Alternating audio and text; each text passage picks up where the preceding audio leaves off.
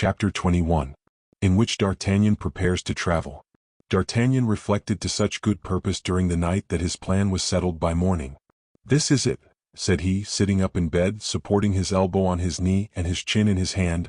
"This is it. I shall seek out 40 steady, firm men, recruited among people a little compromised, but having habits of discipline. I shall promise them 500 livres for a month if they return, nothing if they do not return, or half for their kindred. As to food and lodging, that concerns the English, who have cattle in their pastures, bacon in their bacon racks, fowls in their poultry yards, and corn in their barns.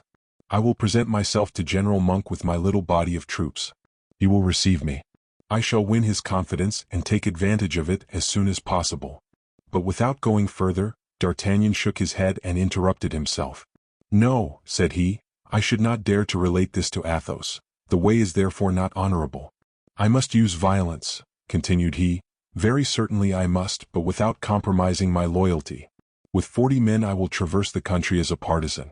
But if I fall in with not 40,000 English as Planchet said, but purely and simply with 400, I shall be beaten. Supposing that among my 40 warriors there should be found at least 10 stupid ones, 10 who will allow themselves to be killed one after the other for mere folly?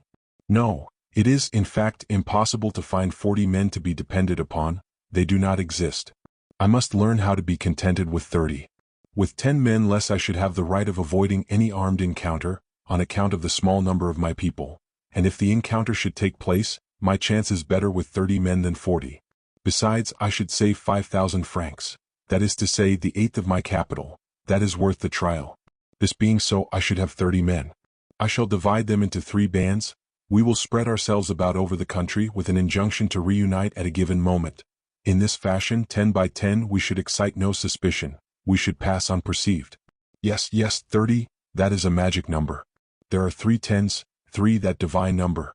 And then truly a company of 30 men when all together will look rather imposing. Stupid wretch that I am," continued D'Artagnan, "I want 30 horses. That is ruinous. Where the devil was my head when I forgot the horses? We cannot, however, think of striking such a blow without horses. Well, so be it, that sacrifice must be made. We can get the horses in the country. They are not bad besides. But I forgot. Past 3 bands, that necessitates 3 leaders. There is the difficulty. Of the 3 commanders I have already one, that is myself. Yes, but the 2 others will of themselves cost almost as much money as all the rest of the troop. No, positively I must have but 1 lieutenant. In that case then I should reduce my troop to 20 men. I know very well that 20 men is but very little. But since with 30 I was determined not to seek to come to blows, I should do so more carefully still with 20. 20, that is a round number. That, besides, reduces the number of the horses by 10, which is a consideration. And then, with a good lieutenant, Mordieux. What things patience and calculation are. Was I not going to embark with 40 men, and I have now reduced them to 20 for an equal success? 10,000 livres saved at one stroke and more safety, that is well. Now then let us see. We have nothing to do but to find this lieutenant. Let him be found then, and after, that is not so easy. He must be brave and good as second myself. Yes, but a lieutenant must have my secret, and as that secret is worth 1,000,000, and I shall only pay my man 1,000 livres, 1,500 at the most, my man will sell the secret to Monk. Mordieux. No lieutenant. Besides, this man, were he as mute as a disciple of Pythagoras, this man would be sure to have in the troop some favorite soldier, whom he would make his sergeant. The sergeant would penetrate the secret of the lieutenant, in case the latter should be honest and unwilling to sell it. Then the sergeant, less honest and less ambitious, will give up the whole for 50,000 livres. Come. That is impossible. The lieutenant is impossible. But then I must have no fractions.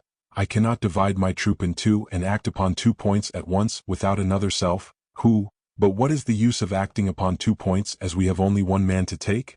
What can be the use of weakening a corps by placing the right here and the left there? A single corps, Mordieux. A single one, and that commanded by D'Artagnan. Very well. But 20 men marching in one band are suspected by everybody. 20 horsemen must not be seen marching together, or a company will be detached against them and the password will be required. The which company, upon seeing them embarrassed to give it, would shoot D'Artagnan and his men like so many rabbits. I reduce myself then to 10 men. In this fashion I shall act simply and with unity. I shall be forced to be prudent, which is half the success in an affair of the kind I am undertaking. A greater number might perhaps have drawn me into some folly. 10 horses are not many either to buy or take. A capital idea, what tranquility it infuses into my mind. No more suspicions, no passwords, no more dangers. 10 men, they are valets or clerks. 10 men leading 10 horses laden with merchandise of whatever kind, are tolerated, well received everywhere. 10 men travel on account of the house of Planchet and Company of France, nothing can be said against that. These 10 men, clothed like manufacturers, have a good cutlass or a good musket at their saddle-bow, and a good pistol in the holster. They never allow themselves to be uneasy because they have no evil designs. They are, perhaps, in truth, a little disposed to be smugglers, but what harm is in that? Smuggling is not, like polygamy, a hanging offense. The worst that can happen to us is the confiscation of our merchandise. Our merchandise confiscated, a fine affair that. Come. It is a superb plan. 10 men only, 10 men whom I will engage for my service, 10 men who shall be as resolute as 40, who would cost me 4 times as much, and to whom, for greater security, I will never open my mouth as to my designs, and to whom I shall only say, my friends, there is a blow to be struck. Things being after this fashion, Satan will be very malicious if he plays me one of his tricks. 15,000 livres saved, that's superb, out of 20. Thus fortified by his laborious calculations, D'Artagnan stopped at this plan, and determined to change nothing in it. He had already on a list furnished by his inexhaustible memory, 10 men illustrious amongst the seekers of adventure, ill-treated by fortune, and not on good terms with justice. Upon this D'Artagnan rose and instantly set off on the search, telling Planchet not to expect him to breakfast, and perhaps not to dinner. A day and a half spent in rummaging amongst certain dens of Paris sufficed for his recruiting, and without allowing his adventurers to communicate with each other, he had picked up and got together, in less than 30 hours, a charming collection of ill-looking faces, speaking a French less pure than the English they were about to attempt. These men were, for the most part, guards, whose merit D'Artagnan had had an opportunity of appreciating in various encounters, whom drunkenness, unlucky sword thrusts, unexpected winnings at play, or the economical reforms of Mazarin, had forced to seek shade and solitude, those 2 great consolers of irritated and chafing spirits. They bore upon their countenances and in their vestments the traces of the heartaches they had undergone. Some had their visages scarred, all had their clothes in rags. D'Artagnan comforted the most needy of these brotherly miseries by a prudent distribution of the crowns of the company. Then, having taken care that these crowns should be employed in the physical improvement of the troop, he appointed a trysting place in the north of France, between Bergues and Saint-Omer. 6 days were allowed as the utmost term, and D'Artagnan was sufficiently acquainted with the goodwill, the good humor, and the relative probity of these illustrious recruits, to be certain that not one of them would fail in his appointment. These orders given, this rendezvous fixed, he went to bid farewell to Planchet, who asked news of his army. D'Artagnan did not think it proper to inform him of the reduction he had made in his personnel. He feared that the confidence of his associate would be abetted by such an avowal. Planchet was delighted to learn that the army was levied, and that he, Planchet, found himself a kind of half-king, who from his throne counter kept in pay a body of troops destined to make war against perfidious Albion, that enemy of all true French hearts. Planchet paid down in double Louis 20,000 livres to D'Artagnan on the part of himself, Planchet, and 20,000 livres still in double Louis in account with D'Artagnan. D'Artagnan placed each of the 20,000 francs in a bag, and weighing a bag in each hand, "This money is very embarrassing, my dear Planchet," said he. "Do you know this weighs 30 pounds? Bah! Your horse will carry that like a feather." D'Artagnan shook his head. "Don't tell me such things, Planchet. A horse overloaded with 30 pounds in addition to the rider and his portmanteau, cannot cross a river so easily, cannot leap over a wall or ditch so lightly, and the horse failing, the horseman fails. It is true that you, Planchet, who have served in the infantry, may not be aware of all that." "Then what is to be done, monsieur?" said Planchet, greatly embarrassed. "Listen to me," said D'Artagnan. "I will pay my army on its return home. Keep my half of 20,000 livres, which you can use during that time." "And my half," said Planchet. "I shall take that with me." "Your confidence does me honor," said Planchet, "but supposing you should not return?" "That is possible, though not very probable." "Then, Planchet, in case I should not return, give me a pen, I will make my will." D'Artagnan took a pen and some paper, and wrote upon a plain sheet, "I, D'Artagnan, possess 20,000 livres, laid up cent per cent during 30 years that I have been in the service of His Majesty the King of France. I leave 5,000 to Athos, 5,000 to Porthos, and 5,000 to Aramis, that they may give the said sums in my name and their own to my young friend Raoul Vicomte de Bragelonne. I give the remaining 5,000 to Planchet, that he may distribute the 15,000 with less regret among my friends. With which purpose I sign these presents. D'Artagnan. Planchet appeared very curious to know what D'Artagnan had written. Here, said the Musketeer, read it. On reading the last lines the tears came into Planchet's eyes. You think, then, that I would not have given the money without that? Then I will have none of your 5,000 francs. D'Artagnan smiled. Accept it, Planchet, and in that way you will only lose 15,000 francs instead of 20,000, and you will not be tempted to disregard the signature of your master and friend by losing nothing at all. How well that dear Monsieur d'Artagnan knew the hearts of men and grocers. They who have pronounced Don Quixote mad because he rode out to the conquest of an empire with nobody but Sancho his squire, and they who have pronounced Sancho mad because he accompanied his master in his attempt to conquer the said empire, they certainly will have no hesitation in extending the same judgment to D'Artagnan and Planchet. And yet the first passed for one of the most subtle spirits among the astute spirits of the court of France. As to the second, he had acquired by good right the reputation of having one of the longest heads among the grocers of the Rue de Lombards, consequently of Paris and consequently of France. Now, to consider these two men from the point of view from which you would consider other men, and the means by the aid of which they contemplated to restore a monarch to his throne, compared with other means, the shallowest brains of the country where brains are most shallow must have revolted against the presumptuous madness of the lieutenant and the stupidity of his associate. Fortunately, D'Artagnan was not a man to listen to the idle talk of those around him, or to the comments that were made on himself. He had adopted the motto, act well and let people talk. Planchet on his part had adopted this, act and say nothing. It resulted from this that, according to the custom of all superior geniuses, these two men flattered themselves, intra pectus, with being in the right against all who found fault with them. As a beginning, D'Artagnan set out in the finest of possible weather, without a cloud in the heavens, without a cloud on his mind, joyous and strong, calm and decided, great in his resolution, and consequently carrying with him a tenfold dose of that potent fluid which the shocks of mind cause to spring from the nerves, and which procure for the human machine a force and an influence of which future ages will render, according to all probability, a more arithmetical account than we can possibly do at present. He was again, as in times past, on that same road of adventures which had led him to Boulogne, and which he was now traveling for the fourth time. It appeared to him that he could almost recognize the trace of his own steps upon the road, and that of his fist upon the doors of the hostelries. His memory, always active and present, brought back that youth which neither 30 years later his great heart nor his wrist of steel would have belied. What a rich nature was that of this man!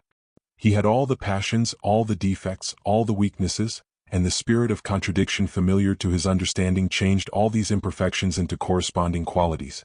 D'Artagnan, thanks to his ever-active imagination, was afraid of a shadow, and ashamed of being afraid, he marched straight up to that shadow, and then became extravagant in his bravery, if the danger proved to be real.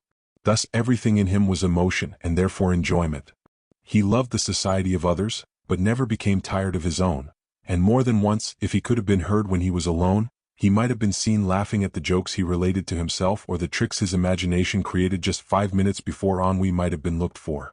D'Artagnan was not perhaps so gay this time as he would have been with the prospect of finding some good friends at Calais, instead of joining the 10 scamps there. Melancholy, however, did not visit him more than once a day, and it was about 5 visits that he received from that sombre deity before he got sight of the sea at Boulogne, and then these visits were indeed but short. But when once D'Artagnan found himself near the field of action, all other feelings but that of confidence disappeared never to return. From Boulogne he followed the coast to Calais. Calais was the place of general rendezvous, and at Calais he had named to each of his recruits the hostelry of Le Grande Monarque, where living was not extravagant, where sailors messed, and where men of the sword, with sheath of leather, be it understood, found lodging, table, food, and all the comforts of life for 30 sous per diem. D'Artagnan proposed to himself to take them by surprise in flagranti delicto of wandering life, and to judge by the first appearance if he could count on them as trusty companions. He arrived at Calais at 4:30 in the afternoon. Chapter 22. D'Artagnan travels for the house of Planchet and Company. The hostelry of Le Grand Monarque was situated in a little street parallel to the port without looking out upon the port itself. Some lanes cut, as steps cut the 2 parallels of the latter, the two great straight lines of the port and the street. By these lanes passengers came suddenly from the port into the street, or from the street onto the port.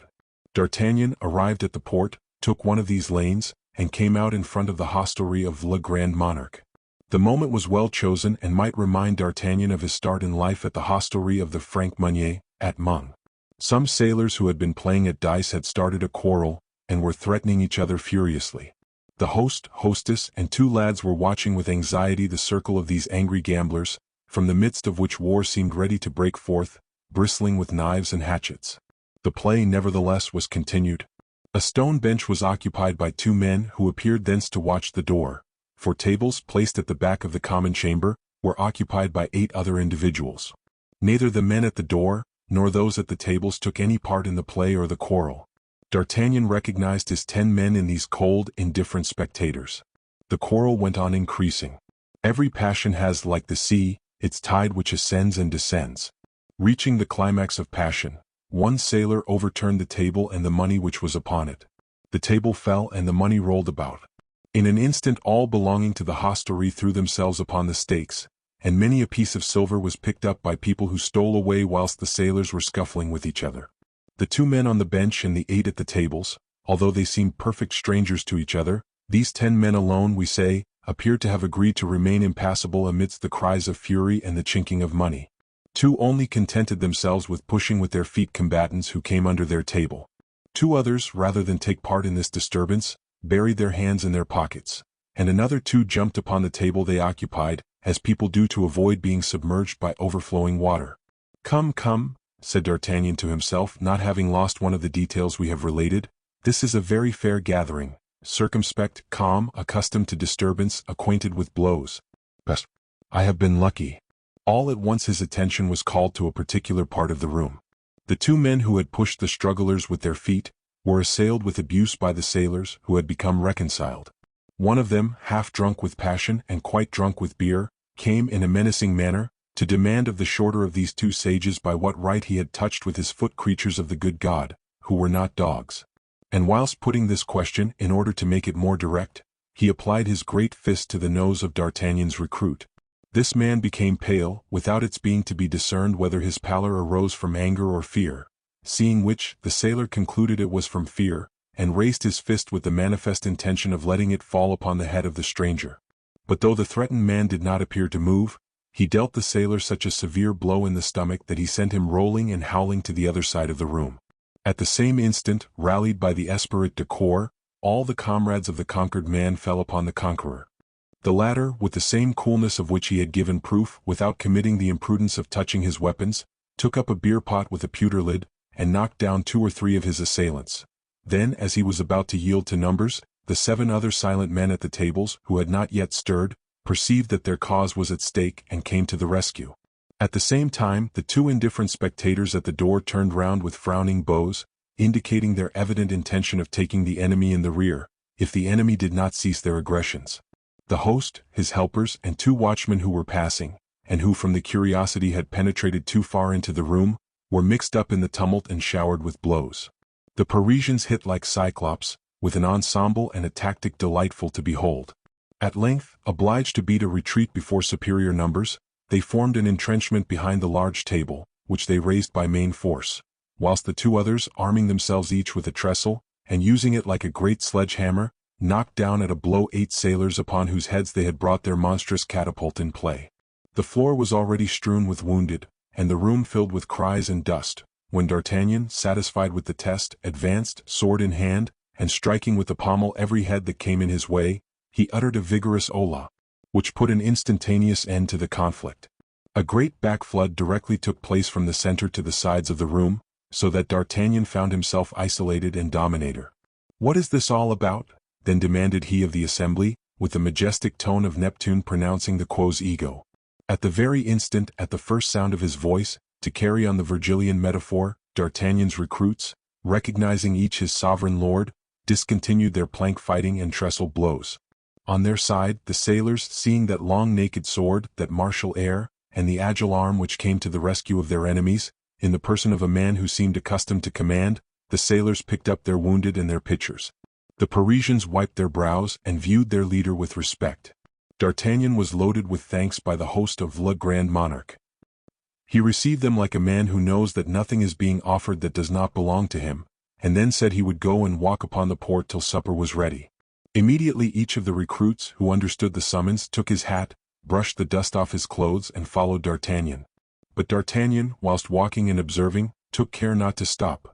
He directed his course towards the downs, and the 10 men, surprised at finding themselves going in the track of each other, uneasy at seeing on their right, on their left, and behind them, companions upon whom they had not reckoned, followed him, casting furtive glances at each other. It was not till he had arrived at the hollow part of the deepest down that D'Artagnan, smiling to see them outdone, turned towards them, making a friendly sign with his hand. "Come, come, gentlemen," said he, "let us not devour each other. You are made to live together, to understand each other in all respects, and not to devour one another." Instantly all hesitation ceased. The men breathed as if they had been taken out of a coffin, and examined each other complacently. After this examination they turned their eyes towards their leader, who had long been acquainted with the art of speaking to men of that class, and who improvised the following little speech, pronounced with an energy truly Gascon.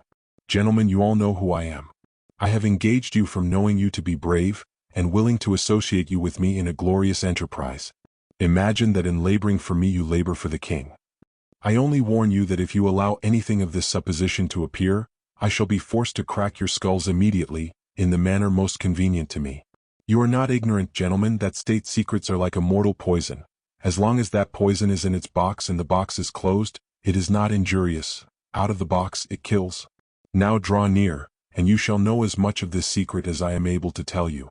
All drew close to him with an expression of curiosity. "Approach," continued D'Artagnan, "and let not the bird which passes over our heads, the rabbit which sports on the downs, the fish which bounds from the waters hear us. Our business is to learn and to report to Monsieur le Surintendant of the Finances to what extent English smuggling is injurious to the French merchants. I shall enter every place and see everything. We are poor Picard fishermen, thrown upon the coast by a storm. It is certain that we must sell fish, neither more nor less, like true fishermen. Only people might guess who we are and might molest us. It is therefore necessary that we should be in a condition to defend ourselves. And this is why I have selected men of spirit and courage. We shall lead a steady life and not incur much danger, seeing that we have behind us a powerful protector, thanks to whom no embarrassment is possible. One thing alone puzzles me, but I hope that after a short explanation, you will relieve me from that difficulty.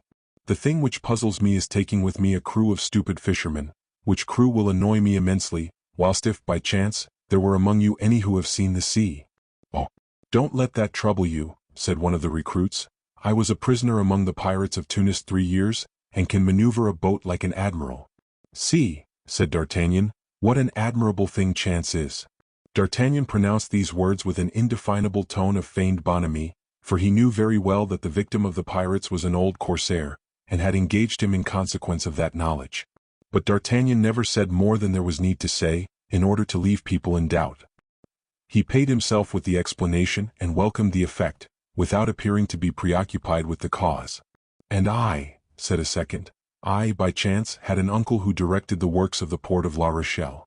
When quite a child I played about the boats, and I know how to handle an oar or a sail as well as the best Ponantese sailor.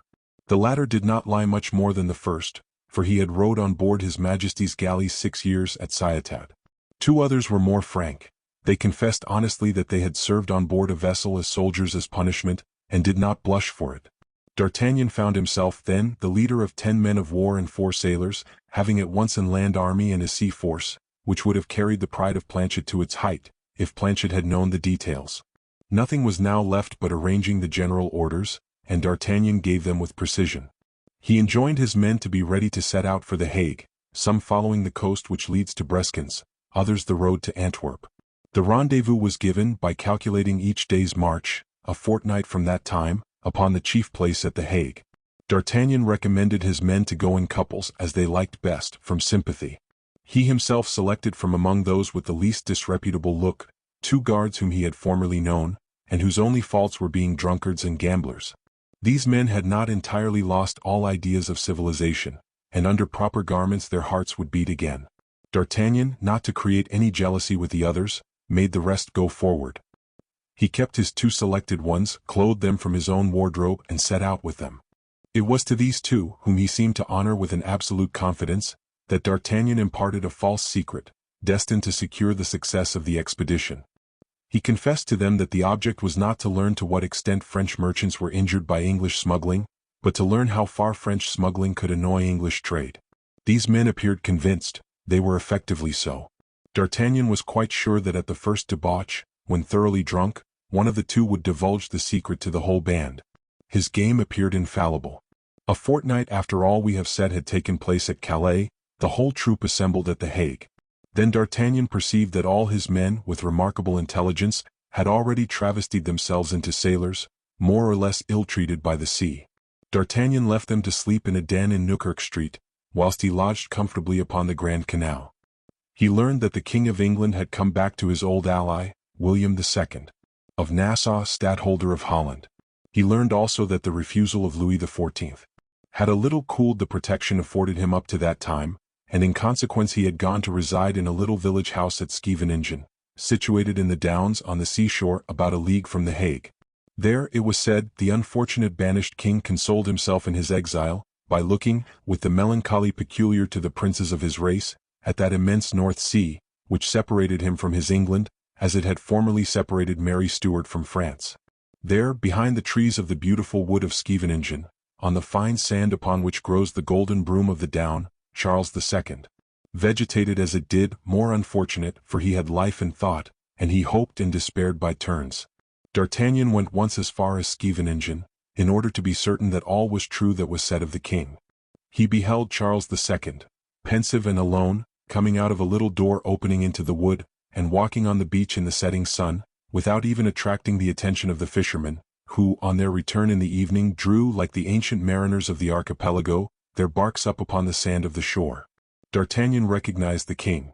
He saw him fix his melancholy look upon the immense extent of the waters, and absorb upon his pale countenance the red rays of the sun already cut by the black line of the horizon. Then Charles returned to his isolated abode, always alone, slow and sad, amusing himself with making the friable and moving sand creak beneath his feet. That very evening D'Artagnan hired for 1,000 livres a fishing boat worth 4,000. He paid 1,000 livres down, and deposited the 3,000 with a burgomaster, after which he brought on board, without their being seen, the 6 men who formed his land army, and with the rising tide at 3 o'clock in the morning, he got into the open sea, maneuvering ostensibly with the 4 others, and depending upon the science of his galley slave as upon that of the first pilot of the port. Chapter 23. In which the author is forced to write a little history. While kings and men were thus occupied with England, which governed itself quite alone, and which, it must be said in its praise, had never been so badly governed, a man upon whom God had fixed his eye, and placed his finger, a man predestined to write his name in brilliant letters upon the page of history, was pursuing in the face of the world a work full of mystery and audacity. He went on, and no one knew whither he meant to go, although not only England but France and Europe watched him marching with a firm step and head held high. All that was known of this man we are about to tell. Monk had just declared himself in favor of the liberty of the Rump Parliament, a parliament which General Lambert, imitating Cromwell, whose lieutenant he had been, had just blocked up so closely, in order to bring it to his will, that no member, during all the blockade, was able to go out, and only one, Peter Wentworth, had been able to get in. Lambert and Monk, everything was summed up in these 2 men, the first representing military despotism, the second pure republicanism. These men were the 2 sole political representatives of that revolution in which Charles I had first lost his crown, and afterwards his head. As regarded Lambert, he did not dissemble his views. He sought to establish a military government, and to be himself the head of that government. Monk, a rigid republican, some said, wished to maintain the Rump Parliament, that visible though degenerated representative of the Republic. Monk, artful and ambitious, said others, wished simply to make of this Parliament, which he affected to protect, a solid step by which to mount the throne which Cromwell had left empty, but upon which he had never dared to take his seat. Thus Lambert by persecuting the Parliament, and Monk by declaring for it, had mutually proclaimed themselves enemies of each other. Monk and Lambert therefore had at first thought of creating an army each for himself. Monk in Scotland, where were the Presbyterians and the Royalists, that is to say, the malcontents. Lambert in London, where was found, as is always the case, the strongest opposition to the existing power which it had beneath its eyes. Monk had pacified Scotland, He had there formed for himself an army and found an asylum. The one watched the other. Monk knew that the day was not yet come, the day marked by the Lord for a great change. His sword therefore appeared glued to the sheath.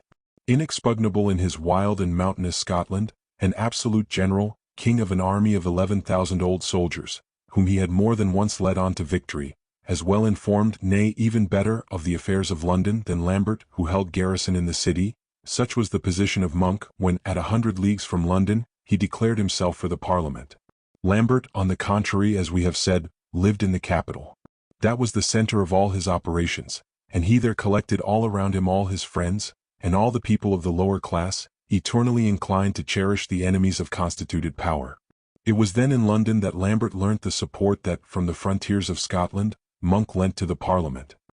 He judged there was no time to be lost, and that the Tweed was not so far distant from the Thames that an army could not march from one river to the other, particularly when it was well commanded. He knew, besides, that as fast as the soldiers of Monk penetrated into England, they would form on their route that ball of snow, the emblem of the globe of fortune, which is for the ambitious nothing but a step growing unceasingly higher to conduct him to his object. He got together therefore his army, formidable at the same time for its composition and its numbers, and hastened to meet Monk, who, on his part, like a prudent navigator sailing amidst rocks, advanced by very short marches, listening to the reports which came from London. The two armies came in sight of each other near Newcastle. Lambert, arriving first, encamped in the city itself. Monk, always circumspect, stopped where he was, and placed his general quarters at Coldstream on the Tweed. The sight of Lambert spread joy through Monk's army, whilst, on the contrary, the sight of Monk threw disorder into Lambert's army. It might have been thought that these intrepid warriors, who had made such a noise in the streets of London, had set out with the hopes of meeting no one, and that now seeing that they had met an army, and that that army hoisted before them not only a standard, but still further, a cause and a principle, it might have been believed, we say, that these intrepid warriors had begun to reflect that they were less good republicans than the soldiers of Monk, since the latter supported the Parliament, whilst Lambert supported nothing, not even himself. As to Monk, if he had had to reflect, or if he did reflect, it must have been after a sad fashion, for history relates, and that modest dame, it is well known, never lies, history relates, that the day of his arrival at Coldstream search was made in vain throughout the place for a single sheep. If Monk had commanded an English army, that was enough to have brought about a general desertion. But it is not with the Scots as it is with the English, to whom that fluid flesh which is called blood is a paramount necessity. The Scots, a poor and sober race, live upon a little barley crushed between two stones, diluted with the water of the fountain, and cooked upon another stone, heated. The Scots, their distribution of barley being made, cared very little whether there was or was not any meat in Coldstream. Monk, little accustomed to barley cakes, was hungry, and his staff, at least as hungry as himself, looked with anxiety right and left, to know what was being prepared for supper. Monk ordered search to be made. His scouts had on arriving in the place found it deserted and the cupboards empty. Upon butchers and bakers it was of no use depending in Coldstream. The smallest morsel of bread then could not be found for the general's table. As accounts succeeded each other, all equally unsatisfactory, Monk, seeing terror and discouragement upon every face, declared that he was not hungry.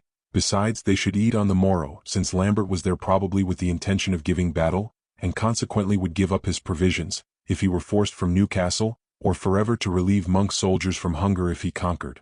This consolation was only efficacious upon a very small number, but of what importance was it to Monk? For Monk was very absolute, under the appearance of the most perfect mildness. Every one therefore was obliged to be satisfied, or at least to appear so. Monk, quite as hungry as his people, but affecting perfect indifference for the absent mutton, cut a fragment of tobacco, half an inch long, from the carrot of a sergeant who formed part of his suite, and began to masticate the said fragment, assuring his lieutenant that hunger was a chimera, and that, besides, people were never hungry when they had anything to chew. This joke satisfied some of those who had resisted Monk's first deduction drawn from the neighborhood of Lambert's army. The number of the dissensions diminished greatly. The guard took their posts, the patrols began, and the general continued his frugal repast beneath his open tent. Between his camp and that of the enemy stood an old abbey, of which at the present day there only remain some ruins, but which then was in existence and was called Newcastle Abbey. It was built upon a vast site, independent at once of the plain and of the river, because it was almost a marsh fed by springs and kept up by rains. Nevertheless, in the midst of these pools of water, covered with long grass, rushes and reeds, were seen solid spots of ground, formerly used as the kitchen garden, the park, the pleasure gardens and other dependencies of the abbey, looking like one of those great sea spiders, whose body is round, whilst the claws go diverging round from this circumference. The kitchen garden, one of the longest claws of the abbey, extended to Monk's camp. Unfortunately it was, as we have said, early in June, and the kitchen garden, being abandoned, offered no resources. Monk had ordered this spot to be guarded, as most subject to surprises. The fires of the enemy's general were plainly to be perceived on the other side of the abbey. But between these fires and the abbey extended the Tweed, unfolding its luminous scales beneath the thick shade of tall green oaks. Monk was perfectly well acquainted with this position, Newcastle and its environs having already more than once been his headquarters. He knew that by this day his enemy might without doubt throw a few scouts into these ruins and promote a skirmish, but that by night he would take care to abstain from such a risk. He felt himself, therefore, in security. Thus his soldiers saw him, after what he boastingly called his supper, that is to say, after the exercise of mastication reported by us at the commencement of this chapter, like Napoleon on the eve of Austerlitz, seated asleep in his rush chair, half beneath the light of his lamp, half beneath the reflection of the moon, commencing its ascent in the heavens, which denoted that it was nearly 9:30 in the evening. All at once Monk was roused from his half-sleep, fictitious perhaps, by a troop of soldiers, who came with joyous cries, and kicked the poles of his tent with a humming noise as if on purpose to wake him. There was no need of so much noise. The general opened his eyes quickly. "Well, my children, what is going on now?" asked the general. "General," replied several voices at once, "General, you shall have some supper." "I have had my supper, gentlemen," replied he quietly, "and was comfortably digesting it, as you see. But come in and tell me what brings you hither." "Good news, General." "Bah! Has Lambert sent us word that he will fight tomorrow?" "No, but we have just captured a fishing boat conveying fish to Newcastle. And you have done very wrong, my friends. These gentlemen from London are delicate, must have their first course. You will put them sadly out of humor this evening, and tomorrow they will be pitiless. It would really be in good taste to send back to Lambert both his fish and his fishermen, unless—" and the general reflected an instant. "Tell me," continued he, "what are these fishermen, if you please?" "Some Picard seamen who were fishing on the coasts of France or Holland, and who have been thrown upon ours by a gale of wind. Do any among them speak our language?" The leader spoke some few words of English. The mistrust of the general was awakened in proportion as fresh information reached him. "That is well," said he. "I wish to see these men, bring them to me." An officer immediately went to fetch them. "How many are there of them?" continued Monk, "and what is their vessel?" "There are 10 or 12 of them, General, and they were aboard of a kind of chasse-maree, as it is called, Dutch-built, apparently." "And you say they were carrying fish to Lambert's camp?" "Yes, General, and they seem to have had good luck in their fishing." "Humph! We shall see that," said Monk. At this moment the officer returned, bringing the leader of the fishermen with him. He was a man from 50 to 55 years old, but good-looking for his age. He was of middle height, and wore a justacorps of coarse wool, a cap pulled down over his eyes, a cutlass hung from his belt, and he walked with the hesitation peculiar to sailors, who, never knowing, thanks to the movement of the vessel, whether their foot will be placed upon the plank or upon nothing, give to every one of their steps a fall as firm as if they were driving a pile. Monk, with an acute and penetrating look, examined the fisherman for some time, while the latter smiled with that smile half cunning, half silly, peculiar to French peasants. "Do you speak English?" asked Monk in excellent French. "But badly, my lord," replied the fisherman. This reply was made much more with the lively and sharp accentuation of the people beyond the Loire, than with the slightly drawling accent of the countries of the west and north of France. "But you do speak it?" persisted Monk in order to examine his accent once more. "We men of the sea," replied the fisherman, "speak a little of all languages." "Then you are a sea fisherman?" "I am at present, my lord, a fisherman, and a famous fisherman too. I have taken a barbel that weighs at least 30 pounds and more than 50 mullets. I have also some little whitings that will fry beautifully." "You appear to me to have fished more frequently in the Gulf of Gascony than in the Channel," said Monk, smiling. "Well, I am from the south, but does that prevent me from being a good fisherman, my lord?" "Oh, not at all. I shall buy your fish. And now speak frankly, for whom did you destine them?" "My lord, I will conceal nothing from you. I was going to Newcastle, following the coast, when a party of horsemen who were passing along in an opposite direction made a sign to my bark to turn back to your honor's camp, under penalty of a discharge of musketry. As I was not armed for fighting, added the fisherman, smiling, I was forced to submit. And why did you go to Lambert's camp in preference to mine? My lord, I will be frank. Will your lordship permit me? Yes, and even if need be shall command you to be so. Well, my lord, I was going to Lambert's camp because those gentlemen from the city pay well, whilst your Scotchmen, Puritans, Presbyterians, Covenanters, or whatever you chose to call them, eat but little and pay for nothing. Monk shrugged his shoulders without, however, being able to refrain from smiling at the same time. How is it that, being from the south, you come to fish on our coasts? Because I have been fool enough to marry in Picardy. Yes, but even Picardy is not England.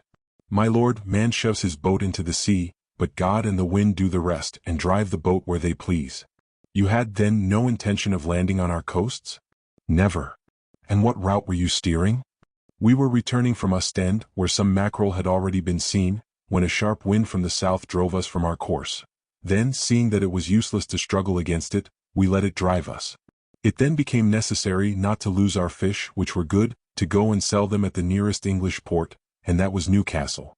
We were told the opportunity was good as there was an increase of population in the camp, an increase of population in the city. Both, we were told, were full of gentlemen, very rich and very hungry. So we steered our course towards Newcastle. And your companions, where are they? Oh, my companions have remained on board. They are sailors without the least instruction. Whilst you, said Monk. Who, I, said the patron, laughing, I have sailed about with my father, and I know what is called a so, a crown, a pistole, a Lewis and a double Lewis in all the languages of Europe. My crew therefore listen to me as they would to an oracle, and obey me as if I were an admiral. Then it was you who preferred Lambert as the best customer? Yes, certainly. And to be frank, my lord, was I wrong? You will see that by and by. At all events, my lord, if there is a fault, the fault is mine, and my comrades should not be dealt hardly with on that account. This is decidedly an intelligent, sharp fellow, thought Monk. Then, after a few minutes' silence employed in scrutinizing the fisherman, You come from Ostend, did you not say? Asked the general. Yes, my lord, in a straight line. You have then heard of the affairs of the day, for I have no doubt that both in France and Holland they excite interest. What is he doing who calls himself King of England? Oh, my lord, cried the fisherman with loud and expansive frankness, that is a lucky question, and you could not put it to anybody better than to me, for in truth I can make you a famous reply. Imagine, my lord, that when putting into Ostend to sell the few mackerel we had caught, I saw the ex-king walking on the downs waiting for his horses, which were to take him to The Hague. He is a rather tall, pale man with black hair and somewhat hard-featured. He looks ill, and I don't think the air of Holland agrees with him. Monk followed with the greatest attention the rapid, heightened, and diffuse conversation of the fisherman, in a language which was not his own, but which, as we have said, he spoke with great facility. The fisherman, on his part, employed sometimes a French word, sometimes an English word, and sometimes a word which appeared not to belong to any language, but was, in truth, pure Gascon. Fortunately his eyes spoke for him, and that so eloquently, that it was possible to lose a word from his mouth, but not a single intention from his eyes. The general appeared more and more satisfied with his examination. You must have heard that this ex-king, as you call him, was going to The Hague for some purpose? Oh yes, said the fisherman, I heard that. And what was his purpose? Always the same, said the fisherman. Must he not always entertain the fixed idea of returning to England? That is true, said Monk pensively. Without reckoning, added the fisherman, that the stadtholder, you know, my lord, William II? Well? He will assist him with all his power. Did you hear that said? No, but I think so. You are quite a politician apparently, said Monk. Why, we sailors, my lord, who are accustomed to study the water and the air, that is to say, the two most changeable things in the world, are seldom deceived as to the rest. Now then, said Monk, changing the conversation, I am told you are going to provision us. I shall do my best, my lord. How much do you ask for your fish in the first place? Not such a fool as to name a price, my lord. Why not? Because my fish is yours. By what right? By that of the strongest. But my intention is to pay you for it. That is very generous of you, my lord. And the worth of it. My lord, I fix no price. What do you ask then? I only ask to be permitted to go away. Where? to General Lambert's camp? "Aye," cried the fisherman, "what should I go to Newcastle for now I have no longer any fish? At all events, listen to me." "I do, my lord." "I shall give you some advice." "How, my lord? Pay me and give me good advice likewise." "You overwhelm me, my lord." Monk looked more earnestly than ever at the fisherman, about whom he still appeared to entertain some suspicion. "Yes, I shall pay you and give you a piece of advice, for the two things are connected. If you return then to General Lambert—" The fisherman made a movement of his head and shoulders which signified, "If he persists in it, I won't contradict him." "Do not cross the marsh," continued Monk. "You will have money in your pocket, and there are in the marsh some Scottish ambuscaders I have placed there. Those people are very intractable. They understand but very little of the language which you speak, although it appears to me to be composed of 3 languages. They might take from you what I have given you, and on your return to your country, you would not fail to say that General Monk has 2 hands, the one Scottish and the other English, and that he takes back with the Scottish hand what he has given with the English hand." "Oh, General, I shall go where you like, be sure of that," said the fisherman, with a fear too expressive not to be exaggerated. "I only wish to remain here if you will allow me to remain." "I readily believe you," said Monk with an imperceptible smile, "but I cannot, nevertheless, keep you in my tent." "I have no such wish, my lord, and desire only that your lordship should point out where you will have me posted. Do not trouble yourself about us. With us a night soon passes away. You shall be conducted to your bark." "As your lordship pleases. Only, if your lordship would allow me to be taken back by a carpenter, I should be extremely grateful." "Why so?" "Because the gentlemen of your army, in dragging my boat up the river with a cable pulled by their horses, have battered it a little upon the rocks of the shore, so that I have at least 2 feet of water in my hold, my lord." "The greater reason why you should watch your boat, I think." "My lord, I am quite at your orders," said the fisherman. "I shall empty my baskets where you wish, then you will pay me if you please to do so, and you will send me away if it appears right to you. You see I am very easily managed and pleased, my lord." "Come, come, you are a very good sort of fellow," said Monk, whose scrutinizing glance had not been able to find a single shade in the clear eye of the fisherman. Hollow a Digby. An aide-de-camp appeared. "You will conduct this good fellow and his companions to the little tents of the canteens, in front of the marshes, so that they will be near their bark, and yet will not sleep on board tonight." "What is the matter, Spithead?" Spithead was the sergeant from whom Monk had borrowed a piece of tobacco for his supper. Spithead, having entered the general's tent without being sent for, had drawn this question from Monk. "My lord," said he, "a French gentleman has just presented himself at the outposts and wishes to speak to your honor." All this was said, be it understood, in English, but, notwithstanding, it produced a slight emotion in the fisherman, which Monk, occupied with his sergeant, did not remark. "Who is the gentleman?" asked Monk. "My lord," replied Spithead. "He told it me, but those devils of French names are so difficult to pronounce for a Scottish throat, that I could not retain it. I believe, however, from what the guards say, that it is the same gentleman who presented himself yesterday at the halt, and whom your honor would not receive." "That is true, I was holding a council of officers." "Will your honor give any orders respecting this gentleman?" "Yes, let him be brought here." "Must we take any precautions?" "Such as what?" "Blinding his eyes, for instance?" "To what purpose?" "He can only see what I desire should be seen, that is to say, that I have around me 11,000 brave men, who ask no better than to have their throats cut in honor of the Parliament of Scotland and England."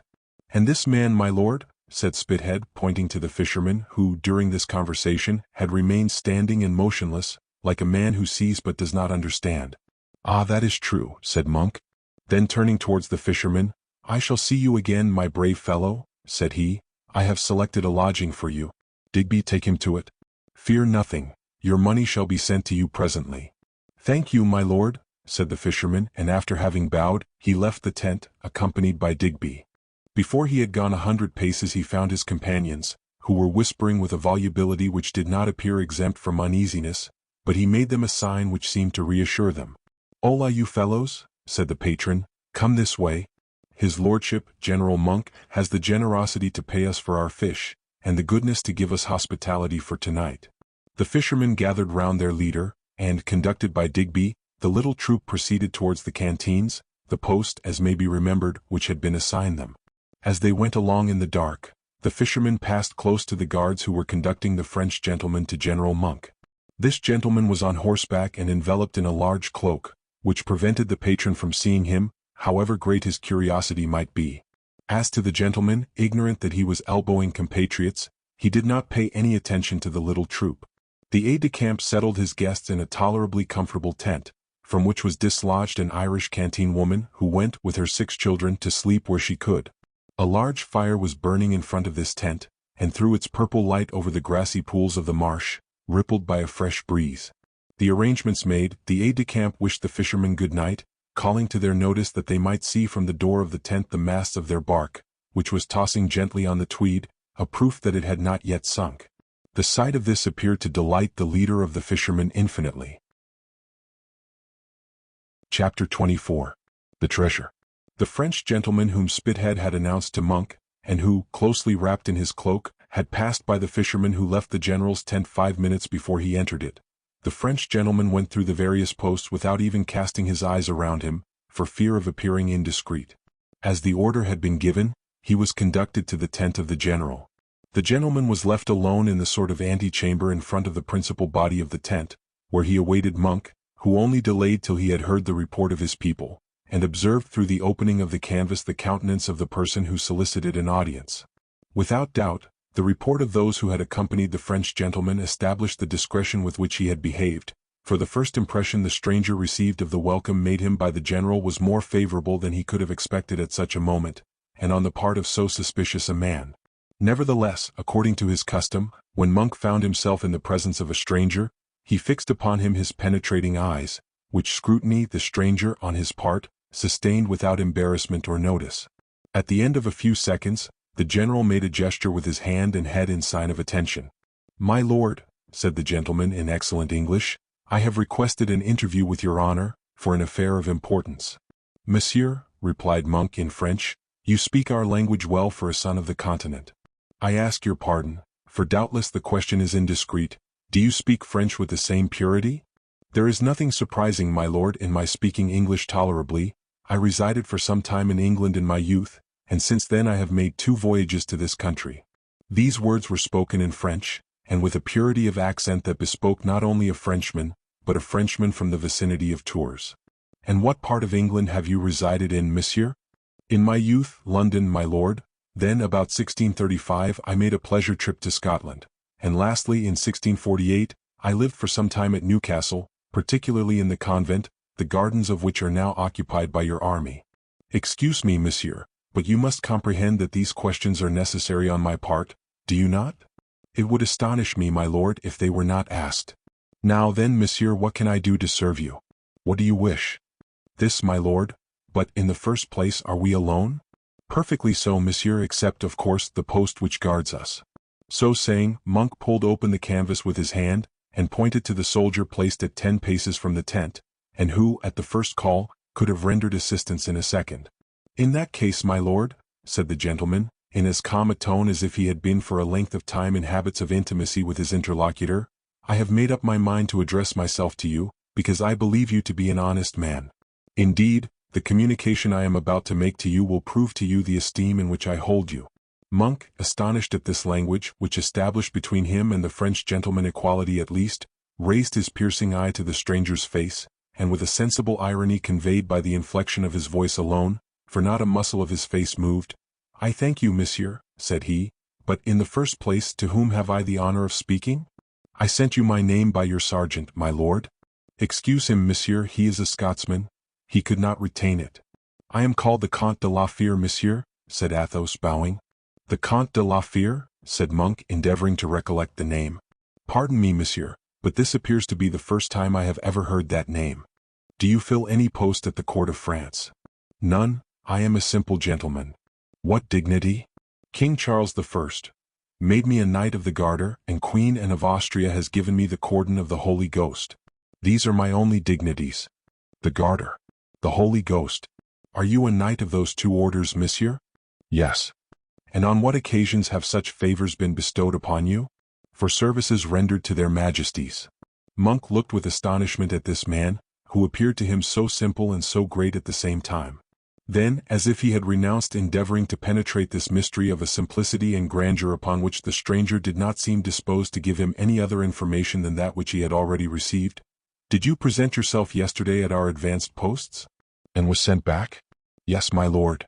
"Many officers, monsieur, would permit no one to enter their camp, particularly on the eve of a probable battle.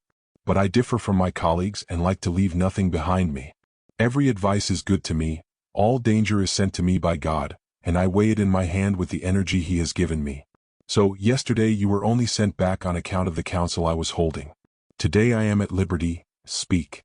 "My lord, you have done much better in receiving me, for what I have to say has nothing to do with the battle you are about to fight with General Lambert, or with your camp. And the proof is, that I turned away my head that I might not see your men, and closed my eyes that I might not count your tents. No, I came to speak to you, my lord, on my own account." "Speak then, monsieur," said Monk. "Just now," continued Athos, "I had the honor of telling your lordship that for a long time I lived in Newcastle. It was in the time of Charles I, and when the king was given up to Cromwell by the Scots." "I know," said Monk coldly. "I had at that time a large sum in gold, and on the eve of the battle, from a presentiment perhaps of the turn which things would take on the morrow, I concealed it in the principal vault of the Convent of Newcastle, in the tower whose summit you now see silvered by the moonbeams. My treasure has then remained interred there, and I have come to entreat your honor to permit me to withdraw it before, perhaps, the battle turning that way, a mine or some other war engine has destroyed the building and scattered my gold, or rendered it so apparent that the soldiers will take possession of it." Monk was well acquainted with mankind. He saw in the physiognomy of this gentleman all the energy, all the reason, all the circumspection possible.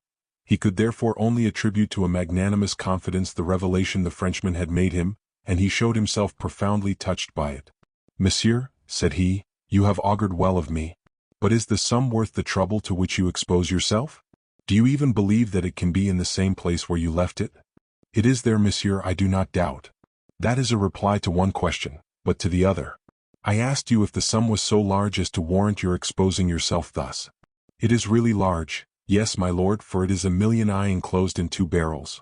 "A million!" cried Monk, at whom this time in turn Athos looked earnestly and long. Monk perceived this, and his mistrust returned. "Here is a man," said he to himself, "who is laying a snare for me." "So you wish to withdraw this money, monsieur?" replied he, "as I understand?" "If you please, my lord." "Today." "This very evening, and that on account of the circumstances I have named." "But, monsieur," objected Monk, "General Lambert is as near the abbey where you have to act as I am." "Why, then, have you not addressed yourself to him?" "Because, my lord, when one acts in important matters, it is best to consult one's instinct before everything." "Well, General Lambert does not inspire with me so much confidence as you do." "Be it so, monsieur. I shall assist you in recovering your money if, however, it can still be there, for that is far from likely. Since 1648 12 years have rolled away, and many events have taken place." Monk dwelt upon this point to see if the French gentleman would seize the evasions that were open to him, but Athos did not hesitate. "I assure you, my lord," he said firmly, "that my conviction is, that the 2 barrels have neither changed place nor master." This reply had removed one suspicion from the mind of Monk, but it had suggested another. Without doubt this Frenchman was some emissary sent to entice into error the protector of the Parliament. The gold was nothing but a lure, and by the help of this lure they thought to excite the cupidity of the general. This gold might not exist. It was Monk's business then to seize the Frenchman in the act of falsehood and trick, and to draw from the false step itself in which his enemies wished to entrap him, a triumph for his renown. When Monk was determined how to act. "Monsieur," said he to Athos, "without doubt you will do me the honor to share my supper this evening?" "Yes, my lord," replied Athos, bowing, "for you do me an honor of which I feel myself worthy, by the inclination which drew me towards you.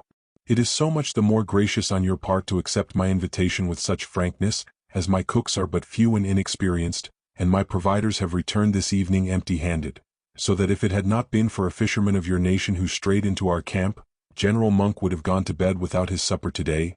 I have, then, some fresh fish to offer you, as the vendor assures me. My lord, it is principally for the sake of having the honor to pass an hour with you."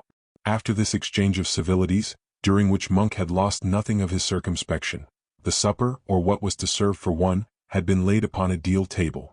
Monk invited the Comte de la Fere to be seated at this table, and took his place opposite to him.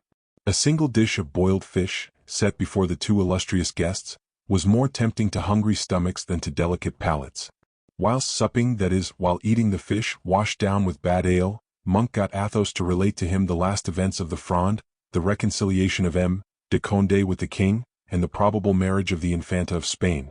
But he avoided, as Athos himself avoided it, all allusion to the political interests which united, or rather which disunited at this time, England, France and Holland. Monk, in this conversation, convinced himself of one thing, which he must have remarked after the first words exchanged. That was, that he had to deal with a man of high distinction.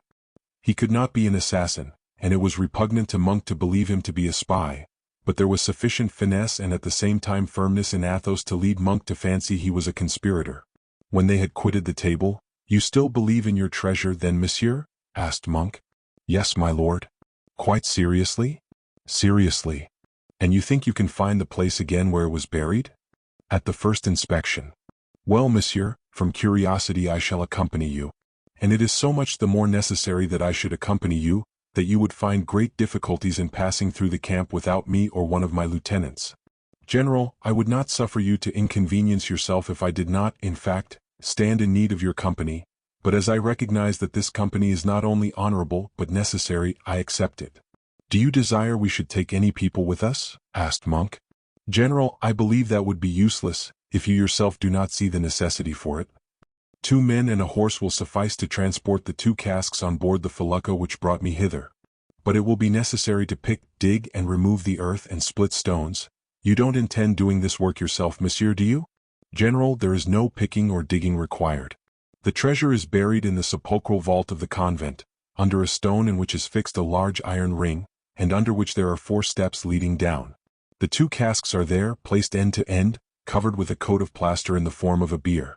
There is, besides, an inscription, which will enable me to recognize the stone, and as I am not willing, in an affair of delicacy and confidence, to keep the secret from your honor, here is the inscription: Hic jacet venerabilis Petrus Gulielmus Scott, canon honorab, conventus Novi Castelli. Obiit quarta et decima February and Dom. MCCVII. Requiescat in pace. Monk did not lose a single word. He was astonished either at the marvelous duplicity of this man and the superior style in which he played his part, or at the good loyal faith with which he presented his request, in a situation in which concerning 1,000,000 of money, risked against the blow from a dagger, amidst an army that would have looked upon the theft as a restitution. "Very well," said he, "I shall accompany you, and the adventure appears to me so wonderful, that I shall carry the torch myself." And saying these words, he girded on a short sword, placed a pistol in his belt, disclosing in this movement, which opened his doublet a little, the fine rings of a coat of mail, destined to protect him from the first dagger thrust of an assassin. After which he took a Scottish dirk in his left hand, and then turning to Athos, "Are you ready, monsieur?" said he. "I am."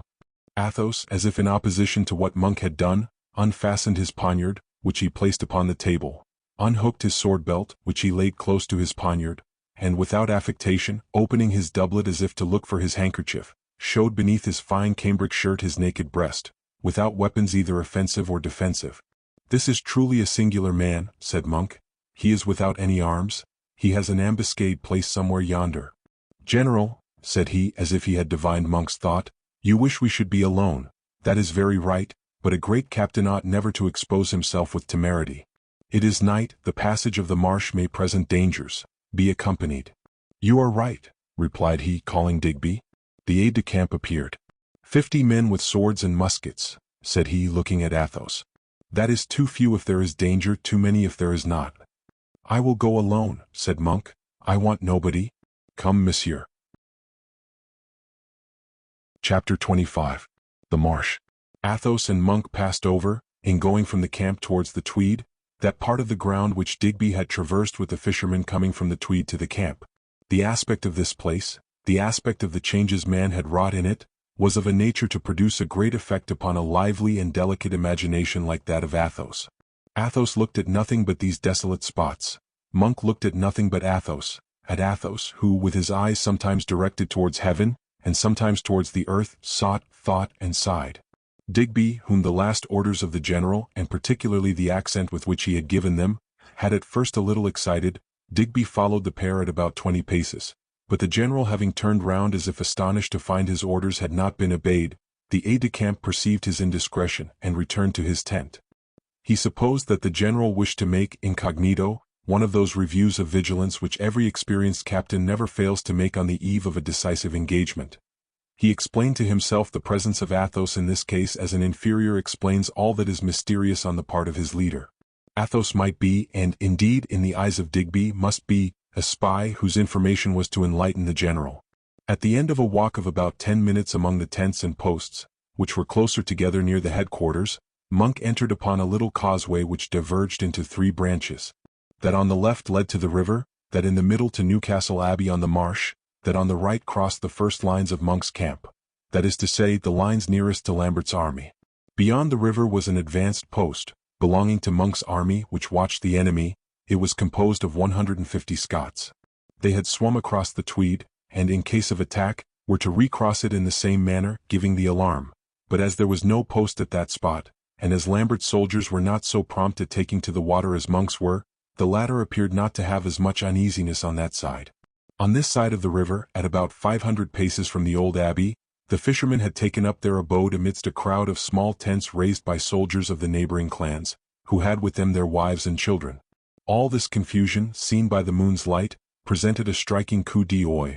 The half-shadow enlarged every detail, and the light, that flatterer which only attaches itself to the polished side of things, corded upon each rusty musket the point still left intact, and upon every rag of canvas the whitest and least sullied part. Monk arrived then with Athos, crossing this spot, illumined with a double light, the silver splendor of the moon, and the red blaze of the fires at the meeting of these 3 causeways. There he stopped, and addressing his companion, "Monsieur," said he, "do you know your road?" "General, if I am not mistaken, the middle causeway leads straight to the abbey." "That is right, but we shall want lights to guide us in the vaults." Monk turned round. "I thought Digby was following us," said he. "So much the better. He will procure us what we want." "Yes, General, there is a man yonder who has been walking behind us for some time." "Digby," cried Monk. "Digby, come here if you please." But instead of obeying, the shadow made a motion of surprise, and retreating instead of advancing, it bent down and disappeared along the jetty on the left, directing its course towards the lodging of the fishermen. "It appears not to be Digby," said Monk. Both had followed the shadow which had vanished. But it was not so rare a thing for a man to be wandering about at 11 o'clock at night, in a camp in which are reposing 10 or 11,000 men, as to give Monk and Athos any alarm at his disappearance. "As it is so," said Monk, "and we must have a light, a lantern, a torch, or something by which we may see where to see our feet, let us seek this light. General, the first soldier we meet will light us." "No," said Monk, in order to discover if there were not any connivance between the Comte de la Fere and the fishermen. "No, I should prefer one of these French sailors who came this evening to sell me their fish. They leave tomorrow, and the secret will be better kept by them. Whereas, if a report should be spread in the Scottish army, that treasures are to be found in the Abbey of Newcastle, my Highlanders will believe there is 1,000,000 concealed beneath every slab, and they will not leave stone upon stone in the building." "Do as you think best, General," replied Athos in a natural tone of voice, making evident that soldier or fisherman was the same to him, and that he had no preference. Monk approached the causeway behind which had disappeared the person he had taken for Digby, and met a patrol who, making the tour of the tents, was going towards headquarters. He was stopped with his companion, gave the password, and went on. A soldier, roused by the noise, unrolled his plaid, and looked up to see what was going forward. "Ask him," said Monk to Athos, "where the fishermen are. If I were to speak to him, he would know me." Athos went up to the soldier, who pointed out the tent to him. Immediately Monk and Athos turned towards it. It appeared to the general that at the moment they came up, a shadow like that they had already seen, glided into this tent. But on drawing nearer he perceived he must have been mistaken, for all of them were asleep pêle-mêle, and nothing was seen but arms and legs joined, crossed, and mixed. Athos, fearing lest he should be suspected of connivance with some of his compatriots, remained outside the tent. "Hola," said Monk in French, "wake up here." 2 or 3 of the sleepers got up. "I want a man to like me," continued Monk. "Your honor may depend on us," said a voice which made Athos start. "Where do you wish us to go?" "You shall see. A light. Come quickly." "Yes, your honor." "Does it please your honor that I should accompany you?" "You or another. It is of very little consequence, provided I have a light." "It is strange," thought Athos, What a singular voice that man has. Some fire, you fellows, cried the fisherman. Come, make haste. Then addressing his companion nearest to him in a low voice, get ready a light, Neville, said he, and hold yourself ready for anything. One of the fishermen struck light from a stone, set fire to some tinder, and by the aid of a match lit a lantern. The light immediately spread all over the tent. Are you ready, monsieur? Said Monk to Athos, who had turned away, not to expose his face to the light. Yes, general, replied he. Ah, the French gentleman, said the leader of the fishermen to himself. Pest. I have a great mind to charge you with the commission, Neville. He may know me. Light. This dialogue was pronounced at the back of the tent, and in so low a voice that Monk could not hear a syllable of it. He was besides talking with Athos. Neville got himself ready in the meantime, or rather received the orders of his leader. Well, said Monk. I am ready, general, said the fisherman. Monk, Athos, and the fisherman left the tent. It is impossible, thought Athos. What dream could put that into my head? Go forward, follow the middle causeway and stretch out your legs, said Monk to the fisherman. They were not 20 paces on their way when the same shadow that had appeared to enter the tent came out of it again, crawled along as far as the piles, and, protected by that sort of parapet placed along the causeway, carefully observed the march of the general. All three disappeared in the night haze. They were walking towards Newcastle, the white stones of which appeared to them like sepulchres. After standing for a few seconds under the porch, they penetrated into the interior. The door had been broken open by hatchets. A post of 4 men slept in safety in a corner, so certain were they that the attack would not take place on that side. Will not these men be in your way? Said Monk to Athos. On the contrary, monsieur, they will assist in rolling out the barrels, if your honor will permit them. You are right. The post, though fast asleep, roused up at the first steps of the 3 visitors amongst the briars and grass that invaded the porch. Monk gave the password and penetrated into the interior of the convent, preceded by the light. He walked last, watching the least movement of Athos, his naked dirk in his sleeve, and ready to plunge it into the back of the gentleman at the first suspicious gesture he should see him make. But Athos, with a firm and sure step, crossed the chambers and courts. Not a door, not a window was left in the building.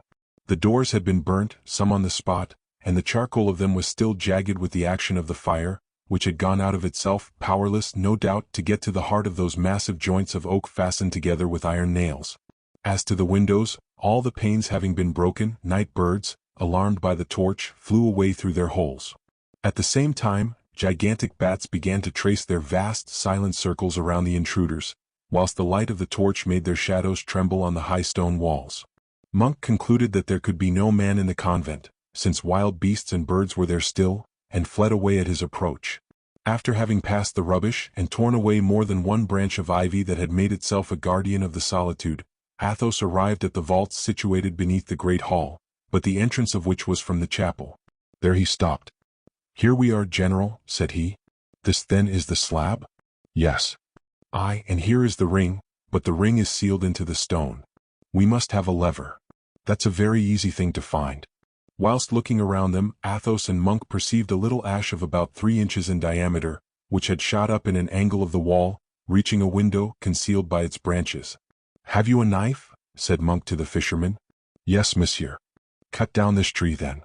The fisherman obeyed, but not without notching his cutlass. When the ash was cut and fashioned into the shape of a lever, the 3 men penetrated into the vault. Stop where you are, said Monk to the fisherman. We are going to dig up some powder. Your light may be dangerous. The man drew back in a sort of terror, and faithfully kept to the post assigned him, whilst Monk and Athos turned behind a column at the foot of which, penetrating through a crack, was a moonbeam, reflected exactly on the stone which the Comte de la Fere had come so far in search. This is it, said Athos, pointing out to the general the Latin inscription. Yes, said Monk. Then, as if still willing to leave the Frenchman one means of evasion.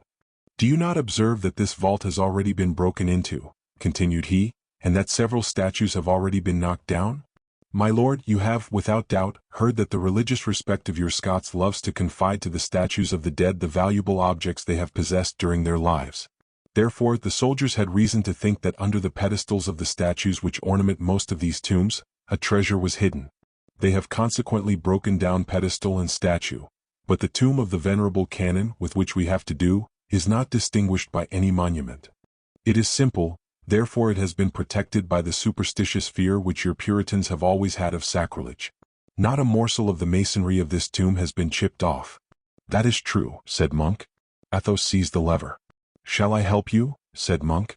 "Thank you, my lord, but I am not willing that your honor should lend your hand to a work of which, perhaps, you would not take the responsibility if you knew the probable consequences of it." Monk raised his head. "What do you mean by that, monsieur?" "I mean but that man." "Stop," said Monk. "I perceive what you are afraid of. I shall make a trial." Monk turned towards the fisherman, the whole of whose profile was thrown upon the wall. "Come here, friend," said he in English and in a tone of command. The fisherman did not stir. "That is well," continued he. "He does not know English. Speak to me then in English if you please, monsieur." "My lord," replied Athos, "I have frequently seen men in certain circumstances have sufficient command over themselves not to reply to a question put to them in a language they understood. The fisherman is perhaps more learned than we believe him to be. Send him away, my lord, I beg you." "Decidedly," said Monk. "He wishes to have me alone in this vault. Never mind, we shall go through with it. One man is as good as another man, and we are alone. My friend," said Monk to the fisherman, "go back up the stairs we have just descended, and watch that nobody comes to disturb us." The fisherman made a sign of obedience. "Leave your torch," said Monk. "It would betray your presence and might procure you a musket ball." The fisherman appeared to appreciate the counsel. He laid down the light and disappeared under the vault of the stairs. Monk took up the torch and brought it to the foot of the column. "Ah," said he, "money then is concealed under this tomb?" "Yes, my lord, and in 5 minutes you will no longer doubt it." At the same time Athos struck a violent blow upon the plaster, which split, presenting a chink for the point of the lever. Athos introduced the bar into this crack, and soon large pieces of plaster yielded, rising up like rounded slabs. Then the Comte de la Fere seized the stones and threw them away with a force that hands so delicate as his might not have been supposed capable of having. "My lord," said Athos, "this is plainly the masonry of which I told your honor." "Yes, but I do not yet see the casks," said Monk. "If I had a dagger," said Athos looking round him, "you should soon see them, monsieur. Unfortunately, I left mine in your tent." "I would willingly offer you mine," said Monk, "but the blade is too thin for such work." Athos appeared to look around him for a thing of some kind that might serve as a substitute for the weapon he desired. Monk did not lose one of the movements of his hands, or one of the expressions of his eyes. "Why do you not ask the fisherman for his cutlass?" said Monk. "He has a cutlass." "Ah, that is true," said Athos, "for he cut the tree down with it." And he advanced towards the stairs. "Friend," said he to the fisherman, "throw me down your cutlass if you please, I want it." The noise of the falling weapon sounded on the steps. "Take it," said Monk. "It is a solid instrument as I have seen, and a strong hand might make good use of it." Athos appeared only to give to the words of Monk the natural and simple sense under which they were to be heard and understood. Nor did he remark, or at least appear to remark, that when he returned with the weapon, Monk drew back, placing his left hand on the stock of his pistol. In the right he already held his dirk. He went to work then, turning his back to Monk, placing his life in his hands without possible defense. He then struck, during several seconds, so skillfully and sharply upon the intermediary plaster, that it separated into 2 parts, and Monk was able to discern 2 barrels placed end to end, and which their weight maintained motionless in their chalky envelope. "My lord," said Athos, "you see that my presentiments have not been disappointed." "Yes, monsieur," said Monk, "and I have good reason to believe you are satisfied, are you not?" "Doubtless I am. The loss of this money would have been inexpressibly great to me, but I was certain that God, who protects the good cause, would not have permitted this gold, which should procure its triumph, to be diverted to baser purposes." "You are, upon my honor, as mysterious in your words as in your actions, monsieur," said Monk.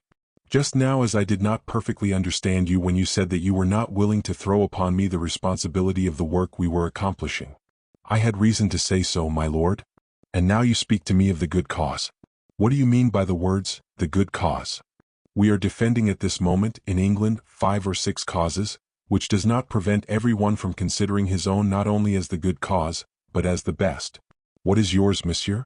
Speak boldly, that we may see if, upon this point, to which you appear to attach a great importance, we are of the same opinion." Athos fixed upon Monk one of those penetrating looks which seem to convey to him to whom they are directed a challenge to conceal a single one of his thoughts. Then, taking off his hat, he began in a solemn voice, while his interlocutor, with one hand upon his visage, allowed that long and nervous hand to compress his mustache and beard, while his vague and melancholy eye wandered about the recesses of the vaults. Chapter 26. Heart and Mind. My lord, said the Comte de la Fere, you are a noble Englishman, you are a loyal man, you are speaking to a noble Frenchman, to a man of heart. The gold contained in these 2 casks before us, I have told you was mine. I was wrong, it is the first lie I have pronounced in my life, a temporary lie, it is true. This gold is the property of King Charles II. Exiled from his country, driven from his palaces, the orphan at once of his father and his throne, and deprived of everything, even of the melancholy happiness of kissing on his knees the stone upon which the hands of his murderers have written that simple epitaph which will eternally cry out for vengeance upon them. Here lies Charles I. Monk grew slightly pale, and an imperceptible shudder crept over his skin and raised his grey moustache. I, continued Athos, I, Comte de la Fere, the last only faithful friend the poor abandoned prince has left, I have offered him to come hither to find the man upon whom now depends the fate of royalty and of England, and I have come and placed myself under the eye of this man, and have placed myself naked and unarmed in his hands, saying, My lord, here are the last resources of a prince whom God made your master, whom his birth made your king. Upon you and you alone depend his life and future. Will you employ this money in consoling England for the evils it must have suffered from anarchy? That is to say, will you aid, and if not aid, will you allow King Charles II to act? You are master, you are king, all-powerful master and king, for chance sometimes defeats the work of time and God. I am here alone with you, my lord. If divided success alarms you, if my complicity annoys you, you are armed, my lord, and here is a grave ready dug. If, on the contrary, the enthusiasm of your cause carries you away, if you are what you appear to be, if your hand in what it undertakes obeys your mind, and your mind your heart, here are the means of ruining forever the cause of your enemy, Charles Stuart. Kill, then, the man you have before you, for that man will never return to him who has sent him without bearing with him the deposit which Charles I, his father, confided to him, and keep the gold which may assist in carrying on the civil war. Alas, my lord, it is the fate of this unfortunate prince. He must either corrupt or kill, for everything resists him, everything repulses him, everything is hostile to him, and yet he is marked with divine seal, and he must, not to belie his blood, reascend the throne, or die upon the sacred soil of his country. My lord, you have heard me. To any other but the illustrious man who listens to me, I would have said, My lord, you are poor. My lord, the king offers you this million as an earnest of an immense bargain. Take it and serve Charles II. As I serve Charles I, and I feel assured that God, who listens to us, who sees us, who alone reads in your heart, shut up from all human eyes, I am assured God will give you a happy eternal life after death. But to General Monk, to the illustrious man of whose standard I believe I have taken measure, I say, My lord, there is for you in the history of peoples and kings a brilliant place, an immortal, imperishable glory, if alone, without any other interest but the good of your country and the interests of justice, you become the supporter of your king. Many others have been conquerors and glorious usurpers. You, my lord, you will be content with being the most virtuous, the most honest, and the most incorruptible of men. You will have held a crown in your hand, and instead of placing it upon your own brow, you will have deposited it upon the head of him for whom it was made. Oh, my lord, act thus, and you will leave to posterity the most enviable of names, in which no human creature can rival you. Athos stopped. During the whole time that the noble gentleman was speaking, Monk had not given one sign of either approbation or disapprobation. Scarcely even, during this vehement appeal, had his eyes been animated with that fire which bespeaks intelligence. The Comte de la Fere looked at him sorrowfully, and on seeing that melancholy countenance, felt discouragement penetrate to his very heart. At length Monk appeared to recover and broke the silence. Monsieur, said he in a mild, calm tone, in reply to you, I will make use of your own words. To any other but yourself I would reply by expulsion, imprisonment, or still worse, for, in fact, you tempt me and you force me at the same time. But you are one of those men, monsieur, to whom it is impossible to refuse the attention and respect they merit. You are a brave gentleman, monsieur, I say so, and I am a judge. You just now spoke of a deposit which the late king transmitted through you to his son. Are you, then, one of those Frenchmen who, as I have heard, endeavored to carry off Charles I from Whitehall? Yes, my lord. It was I who was beneath the scaffold during the execution. I, who had not been able to redeem it, received upon my brow the blood of the martyred king. I received at the same time the last word of Charles I. It was to me he said, Remember, and in saying, remember, he alluded to the money at your feet, my lord. I have heard much of you, monsieur, said Monk, but I am happy to have, in the first place, appreciated you by my own observations and not by my remembrances. I will give you, then, explanations that I have given to no other, and you will appreciate what a distinction I make between you and the persons who have hitherto been sent to me. Athos bowed and prepared to absorb greedily the words which fell, one by one, from the mouth of Monk, those words rare and precious as the dew in the desert. You spoke to me, said Monk, of Charles II. But pray, monsieur, of what consequence to me is that phantom of a king? I have grown old in a war and in a policy which are nowadays so closely linked together, that every man of the sword must fight in virtue of his rights or his ambition with a personal interest, and not blindly behind an officer, as in ordinary wars. For myself, I perhaps desire nothing, but I fear much. In the war of today rests the liberty of England, and, perhaps, that of every Englishman. How can you expect that I, free in the position I have made for myself, should go willingly and hold out my hands to the shackles of a stranger? That is all Charles is to me. He has fought battles here which he has lost, he is therefore a bad captain. He has succeeded in no negotiation, he is therefore a bad diplomatist. He has paraded his wants and his miseries in all the courts of Europe, he has therefore a weak and pusillanimous heart. Nothing noble, nothing great, nothing strong has hitherto emanated from that genius which aspires to govern one of the greatest kingdoms of the earth. I know this, Charles, then, under none but bad aspects, and you would wish me, a man of good sense, to go and make myself gratuitously the slave of a creature who is inferior to me in military capacity, in politics, and in dignity. No, monsieur. When some great and noble action shall have taught me to value Charles, I shall perhaps recognize his rights to a throne from which we cast the father because he wanted the virtues which his son has hitherto lacked. But, in fact of rights, I only recognize my own. The revolution made me a general, my sword will make me protector, if I wish it.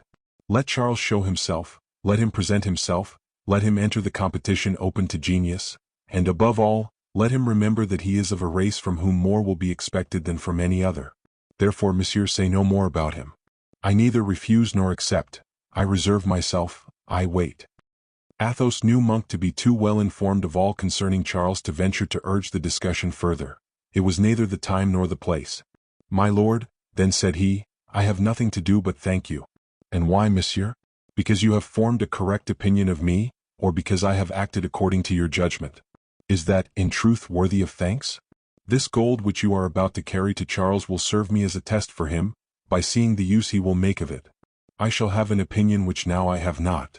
And yet does not your honor fear to compromise yourself by allowing such a sum to be carried away for the service of your enemy? My enemy, say you? Monsieur, I have no enemies. I am in the service of the Parliament, which orders me to fight General Lambert and Charles Stuart, its enemies and not mine. I fight them. If the Parliament, on the contrary, ordered me to unfurl my standards on the port of London, and to assemble my soldiers on the banks to receive Charles II. You would obey? Cried Athos joyfully. Pardon me, said Monk, smiling, I was going on, I, a grey-headed man, in truth how could I forget myself? Was going to speak like a foolish young man. Then you would not obey? Said Athos. I do not say that either, monsieur. The welfare of my country before everything. God, who has given me the power, has, no doubt, willed that I should have that power for the good of all, and he has given me, at the same time, discernment. If the Parliament were to order such a thing, I should reflect.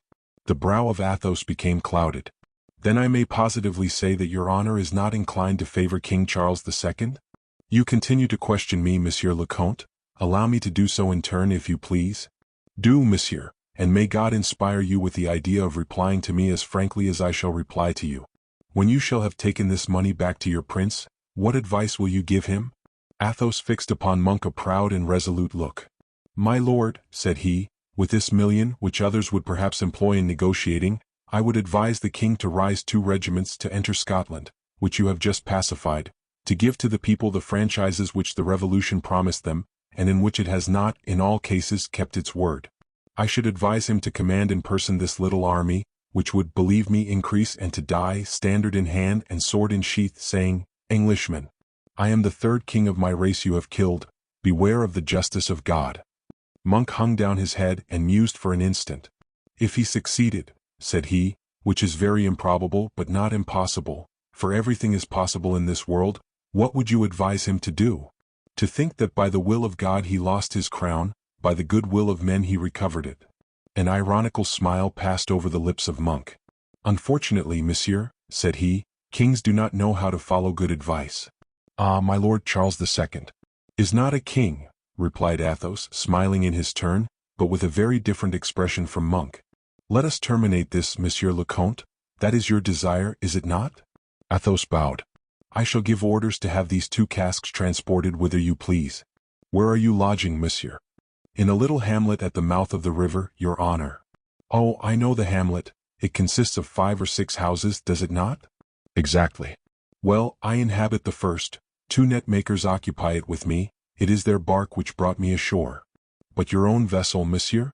My vessel is at anchor, a quarter of a mile at sea, and waits for me. You do not think, however, of setting out immediately? My lord, I shall try once more to convince your honor. You will not succeed, replied Monk, but it is of consequence that you should depart from Newcastle without leaving of your passage the least suspicion that might prove injurious to me or you. Tomorrow my officers think Lambert will attack me. I, on the contrary, am convinced he will not stir. It is in my opinion impossible. Lambert leads an army devoid of homogeneous principles, and there is no possible army with such elements. I have taught my soldiers to consider my authority subordinate to another, therefore after me, round me, and beneath me they still look for something. It would result that if I were dead, whatever might happen, my army would not be demoralized all at once. It results that if I choose to absent myself, for instance, as it does please me to do sometimes, there would not be in the camp the shadow of uneasiness or disorder. I am the magnet, the sympathetic and natural strength of the English. All those scattered irons that will be sent against me I shall attract to myself. Lambert, at this moment, commands 18,000 deserters. But I have never mentioned that to my officers, you may easily suppose. Nothing is more useful to an army than the expectation of a coming battle. Everybody is awake, everybody is on guard. I tell you this that you may live in perfect security. Do not be in a hurry then to cross the seas. Within a week there will be something fresh, either a battle or an accommodation. Then, as you have judged me to be an honorable man, and confided your secret to me, I have to thank you for this confidence, and I shall come and pay you a visit or send for you. Do not go before I send word. I repeat the request. I promise you, General, cried Athos with a joy so great, that in spite of all his circumspection, he could not prevent its sparkling in his eyes. Monk surprised this flash, and immediately extinguished it by one of those silent smiles which always caused his interlocutors to know they had made no inroad on his mind. Then, my lord, it is a week that you desire me to wait? A week? Yes, monsieur. And during those days what shall I do? If there should be a battle, keep at a distance from it, I beseech you. I know the French delight in such amusements. You might take a fancy to see how we fight, and you might receive some chance shot.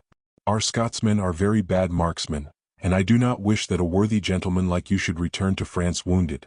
Nor should I like to be obliged myself to send to your prince his million left here by you, for then it would be said, and with some reason, that I paid the pretender to enable him to make war against the Parliament. Go then, monsieur, and let it be done as has been agreed upon. Ah, my lord, said Athos, what joy it would give me to be the first that penetrated to the noble heart which beats beneath that cloak. You think then that I have secrets, said Monk, without changing the half-cheerful expression of his countenance. Why, monsieur, what secret can you expect to find in the hollow head of a soldier? But it is getting late, and our torch is almost out. Let us call our man. Hola, cried Monk in French, approaching the stairs. Hola, fisherman. The fisherman, benumbed by the cold night air, replied in a hoarse voice, asking what they wanted of him. Go to the post, said Monk, and order a sergeant in the name of General Monk to come here immediately. This was a commission easily performed, for the sergeant, uneasy at the general's being in that desolate abbey, had drawn nearer by degrees, and was not much further off than the fisherman. The general's order was therefore heard by him, and he hastened to obey it. Get a horse and 2 men, said Monk. A horse and 2 men, repeated the sergeant. Yes, replied Monk. Have you got any means of getting a horse with a pack saddle or 2 panniers? No doubt, at 100 paces off in the Scottish camp. Very well. What shall I do with the horse, General? Look here. The sergeant descended the 3 steps which separated him from Monk and came into the vault. You see, said Monk, that gentleman yonder? Yes, General. And you see these 2 casks? Perfectly. They are 2 casks, one containing powder and the other balls. I wish these casks to be transported to the little hamlet at the mouth of the river, and which I intend to occupy tomorrow with 200 muskets. You understand that the commission is a secret one, for it is a movement that may decide the fate of the battle." "Oh, General," murmured the sergeant. "Mind then. Let these casks be fastened on to the horse, and let them be escorted by 2 men and you to the residence of this gentleman, who is my friend. But take care that nobody knows it." "I would go by the marsh if I knew the road," said the sergeant. "I know one myself," said Athos. "It is not wide, but it is solid, having been made upon piles, and with care we shall get over safely enough. Do everything this gentleman shall order you to do." "Oh, the casks are heavy," said the sergeant, trying to lift one. "They weigh 400 pounds each, if they contain what they ought to contain, do they not, monsieur?" "Thereabouts," said Athos. The sergeant went in search of the 2 men and the horse. Monk, left alone with Athos, affected to speak to him on nothing but indifferent subjects while examining the vault in a cursory manner. Then, hearing the horse's steps, "I leave you with your men, monsieur," said he, "and return to the camp. You are perfectly safe." "I shall see you again then, my lord?" asked Athos. "That is agreed upon, monsieur, and with much pleasure." Monk held out his hand to Athos. "My lord, if you would," murmured Athos. "Hush, monsieur, it is agreed that we shall speak no more of that." And bowing to Athos, he went up the stairs, meeting about halfway his men who were coming down. He had not gone 20 paces, when a faint but prolonged whistle was heard at a distance. Monk listened, but seeing nothing and hearing nothing, he continued his route. Then he remembered the fisherman and looked about for him, but the fisherman had disappeared. If he had, however, looked with more attention, he might have seen that man, bent double, gliding like a serpent along the stones and losing himself in the mist that floated over the surface of the marsh. He might equally have seen, had he attempted to pierce that mist, a spectacle that might have attracted his attention, and that was the rigging of the vessel which had changed place and was now nearer the shore. But Monk saw nothing, and thinking he had nothing to fear, he entered the deserted causeway which led to his camp. It was then that the disappearance of the fisherman appeared strange, and that a real suspicion began to take possession of his mind. He had just placed at the orders of Athos the only post that could protect him. He had a mile of causeway to traverse before he could regain his camp. The fog increased with such intensity that he could scarcely distinguish objects at 10 paces distance. Monk then thought he heard the sound of in or over the marsh on the right. "Who goes there?" said he. But nobody answered. Then he cocked his pistol, took his sword in his hand and quickened his pace without, however, being willing to call anybody. Such a summons, for which there was no absolute necessity, appeared unworthy of him. Chapter 27. The next day. It was 7 o'clock in the morning. The first rays of day lightened the pools of the marsh, in which the sun was reflected like a red ball, when Athos, awakening and opening the window of his bedchamber, which looked out upon the banks of the river, perceived at 15 paces distance from him, the sergeant and the men who had accompanied him the evening before, and who, after having deposited the casks at his house, had returned to the camp by the causeway on the right. Why had these men come back after having returned to the camp? That was the question which first presented itself to Athos. The sergeant, with his head raised, appeared to be watching the moment when the gentleman should appear to address him. Athos, surprised to see these men, whom he had seen depart the night before, could not refrain from expressing his astonishment to them. "There is nothing surprising in that, monsieur," said the sergeant, "for yesterday the general commanded me to watch over your safety, and I thought it right to obey that order." "Is the general at the camp?" asked Athos. "No doubt he is, monsieur, as when he left you he was going back." "Well, wait for me a moment. I am going thither to render an account of the fidelity with which you fulfilled your duty, and to get my sword, which I left upon the table in the tent." "This happens very well," said the sergeant, "for we were about to request you to do so." Athos fancied he could detect an air of equivocal bonhomie upon the countenance of the sergeant, but the adventure of the vault might have excited the curiosity of the man, and it was not surprising that he allowed some of the feelings which agitated his mind to appear in his face. Athos closed the doors carefully, confiding the keys to Grimaud, who had chosen his domicile beneath the shed itself, which led to the cellar where the casks had been deposited. The sergeant escorted the Comte de la Fere to the camp. There a fresh guard awaited him, and relieved the 4 men who had conducted Athos. This fresh guard was commanded by the aide-de-camp Digby, who, on their way, fixed upon Athos looks so little encouraging, that the Frenchman asked himself whence arose, with regard to him, this vigilance and this severity, when the evening before he had been left perfectly free. He nevertheless continued his way to the headquarters, keeping to himself the observations which men and things forced him to make. He found in the general's tent, to which he had been introduced the evening before, 3 superior officers. These were Monk's lieutenant and 2 colonels. Athos perceived his sword. It was still on the table where he left it. Neither of the officers had seen Athos, consequently neither of them knew him. Monk's lieutenant asked, at the appearance of Athos, if that were the same gentleman with whom the general had left the tent.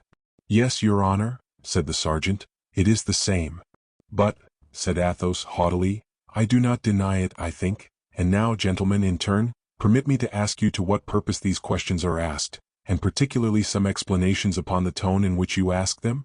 "Monsieur," said the lieutenant, "if we address these questions to you, it is because we have a right to do so, and if we make them in a particular tone, it is because that tone, believe me, agrees with the circumstances."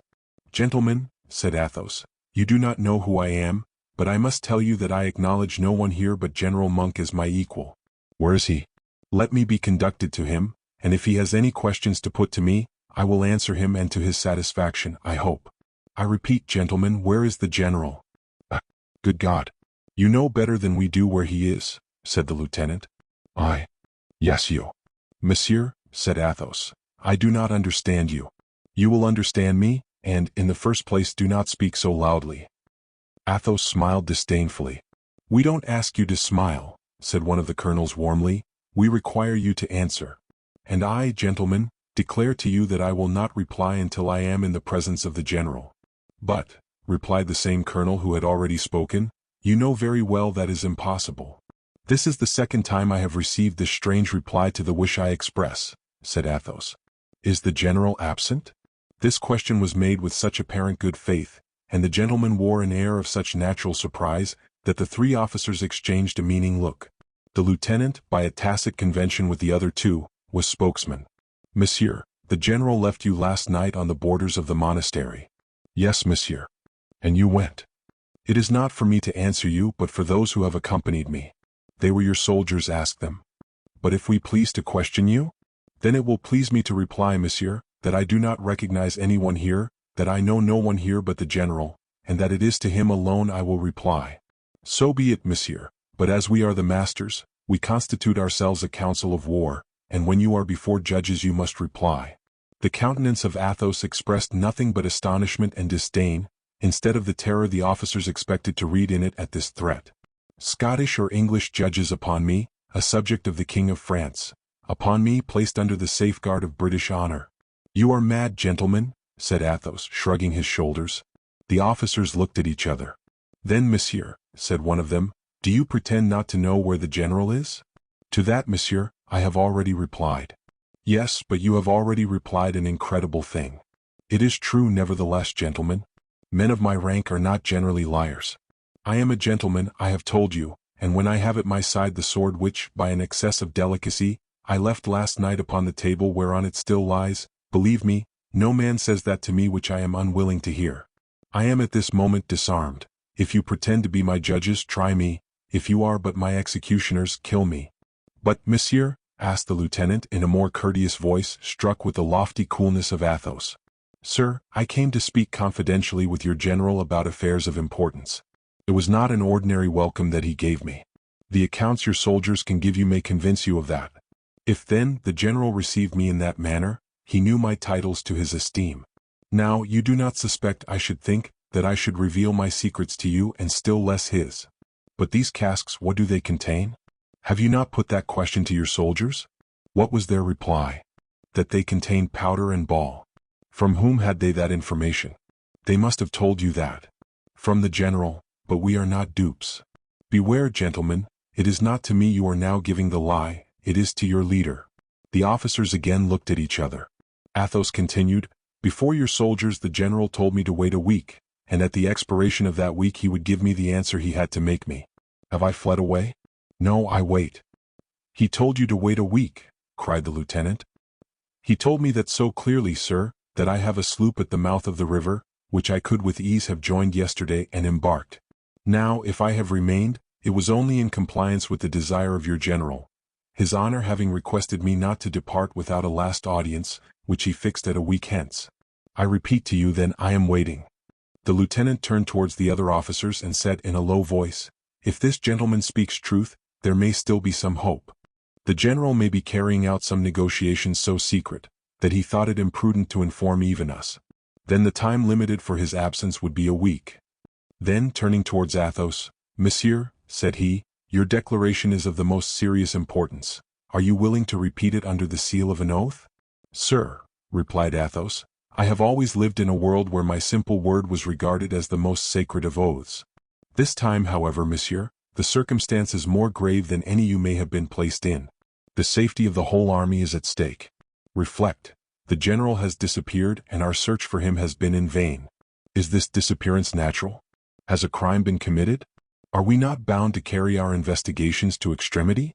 Have we any right to wait with patience? At this moment everything, monsieur, depends upon the words you are about to pronounce." "Thus questioned, gentlemen, I no longer hesitate," said Athos. "Yes, I came hither to converse confidentially with General Monk, and ask him for an answer regarding certain interests. Yes, the general being, doubtless, unable to pronounce before the expected battle, begged me to remain a week in the house I inhabit, promising me that in a week I should see him again. Yes, all this is true, and I swear it by God who is the absolute master of my life and yours." Athos pronounced these words with so much grandeur and solemnity, that the three officers were almost convinced. Nevertheless, one of the colonels made a last attempt. "Monsieur," said he, "although we may now be persuaded of the truth of what you say, there is yet a strange mystery in all this. The general is too prudent a man to have thus abandoned his army on the eve of a battle without having at least given notice of it to one of us. As for myself, I cannot believe but some strange event has been the cause of this disappearance. Yesterday some foreign fishermen came to sell their fish here. They were lodged yonder among the Scots, that is to say, on the road the general took with this gentleman, to go to the abbey and to return from it. It was one of these fishermen that accompanied the general with a light. And this morning bark and fishermen have all disappeared, carried away by the night's tide. For my part," said the lieutenant, "I see nothing in that is not quite natural, for these people were not prisoners. No, but I repeat it was one of them who lighted the general and this gentleman to the abbey, and Digby assures us that the general had strong suspicions concerning those people. Now, who can say whether these people were not connected with this gentleman, and that, the blow being struck, the gentleman, who is evidently brave, did not remain to reassure us by his presence, and to prevent our researches being made in a right direction." This speech made an impression upon the other two officers. "Sir," said Athos, "permit me to tell you that your reasoning, though specious in appearance, nevertheless wants consistency as regards me. I have remained, you say, to divert suspicion. Well, on the contrary, suspicions arise in me as well as in you, and I say, it is impossible, gentlemen, that the general, on the eve of a battle, should leave his army without saying anything to at least one of his officers. Yes, there is some strange event connected with this. Instead of being idle and waiting, you must display all the activity and all the vigilance possible. I am your prisoner, gentlemen, upon parole or otherwise. My honor is concerned in ascertaining what has become of General Monk, and to such a point, that if you were to say to me, 'Depart,' I should reply, 'No, I will remain.' And if you were to ask my opinion, I should add, 'Yes, the general is the victim of some conspiracy, for if he had intended to leave the camp he would have told me so. Seek, then, search the land, search the sea. The general has not gone of his own good will.'" The lieutenant made a sign to the two other officers. "No, monsieur," said he, "no, in your turn you go too far. The general has nothing to suffer from these events, and no doubt has directed them. What Monk is now doing he has often done before. We are wrong in alarming ourselves. His absence will, doubtless, be of short duration. Therefore let us beware, lest by a pusillanimity which the general would consider a crime, of making his absence public, and by that means demoralize the army. The general gives a striking proof of his confidence in us. Let us show ourselves worthy of it. Gentlemen, let the most profound silence cover all this with an impenetrable veil. We will detain this gentleman, not from mistrust of him with regard to the crime, but to assure more effectively the secret of the general's absence by keeping among ourselves. Therefore, until fresh orders, the gentleman will remain at headquarters." "Gentlemen," said Athos, "you forget that last night the general confided to me a deposit over which I am bound to watch. Give me whatever guard you like, chain me if you like, but leave me the house I inhabit for my prison. The general, on his return, would reproach you, I swear on the honor of a gentleman, for having displeased him in this. So be it, monsieur, said the lieutenant, return to your abode. Then they placed over Athos a guard of 50 men, who surrounded his house, without losing sight of him for a minute. The secret remained secure, but hours, days passed away without the general's returning, or without anything being heard of him. Chapter 28. Smuggling. 2 days after the events we have just related, and while General Monk was expected every minute in the camp to which he did not return, a little Dutch felucca, manned by 11 men, cast anchor upon the coast of Scheveningen, nearly within cannon shot of the port. It was night, the darkness was great, the tide rose in the darkness. It was a capital time to land passengers and merchandise. The road of Scheveningen forms a vast crescent. It is not very deep and not very safe. Therefore nothing is seen stationed there but large Flemish hoys, or some of those Dutch barks which fishermen draw up on the sand on rollers as the ancients did, according to Virgil. When the tide is rising and advancing on land, it is not prudent to bring the vessels too close inshore, for if the wind is fresh the prows are buried in the sand, and the sand of that coast is spongy. It receives easily but does not yield so well. It was on this account, no doubt, that a boat was detached from the bark as soon as the latter had cast anchor, and came with 8 sailors, amidst whom was to be seen an object of an oblong form, a sort of large pannier or bale. The shore was deserted. The few fishermen inhabiting the down were gone to bed. The only sentinel that guarded the coast, a coast very badly guarded, seeing that a landing from large ships was impossible, without having been able to follow the example of the fishermen who were gone to bed, imitated them so far, that he slept at the back of his watchbox as soundly as they slept in their beds. The only noise to be heard, then, was the whistling of the night breeze among the bushes and the brambles of the downs. But the people who were approaching were doubtless mistrustful people, for this real silence and apparent solitude did not satisfy them.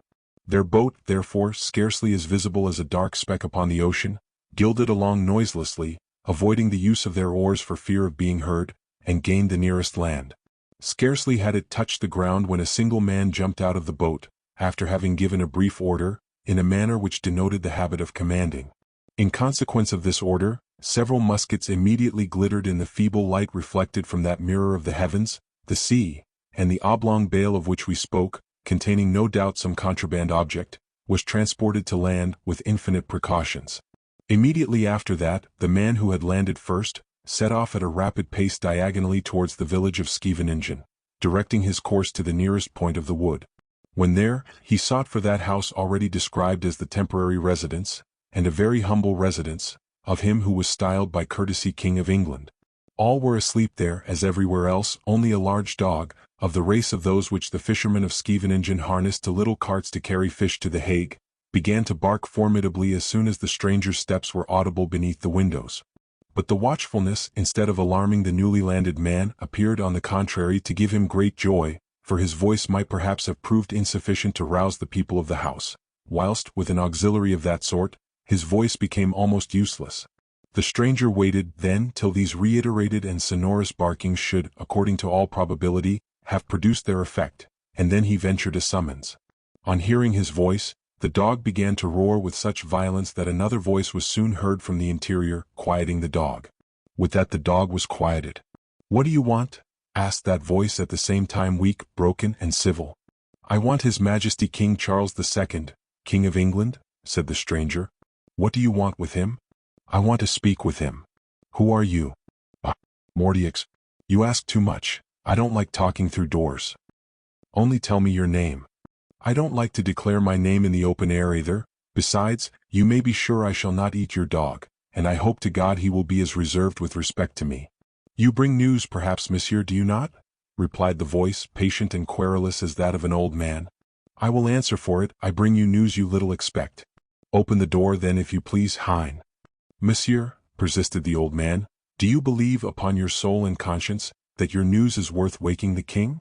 For God's sake, my dear monsieur, draw your bolts. You will not be sorry, I swear, for the trouble it will give you.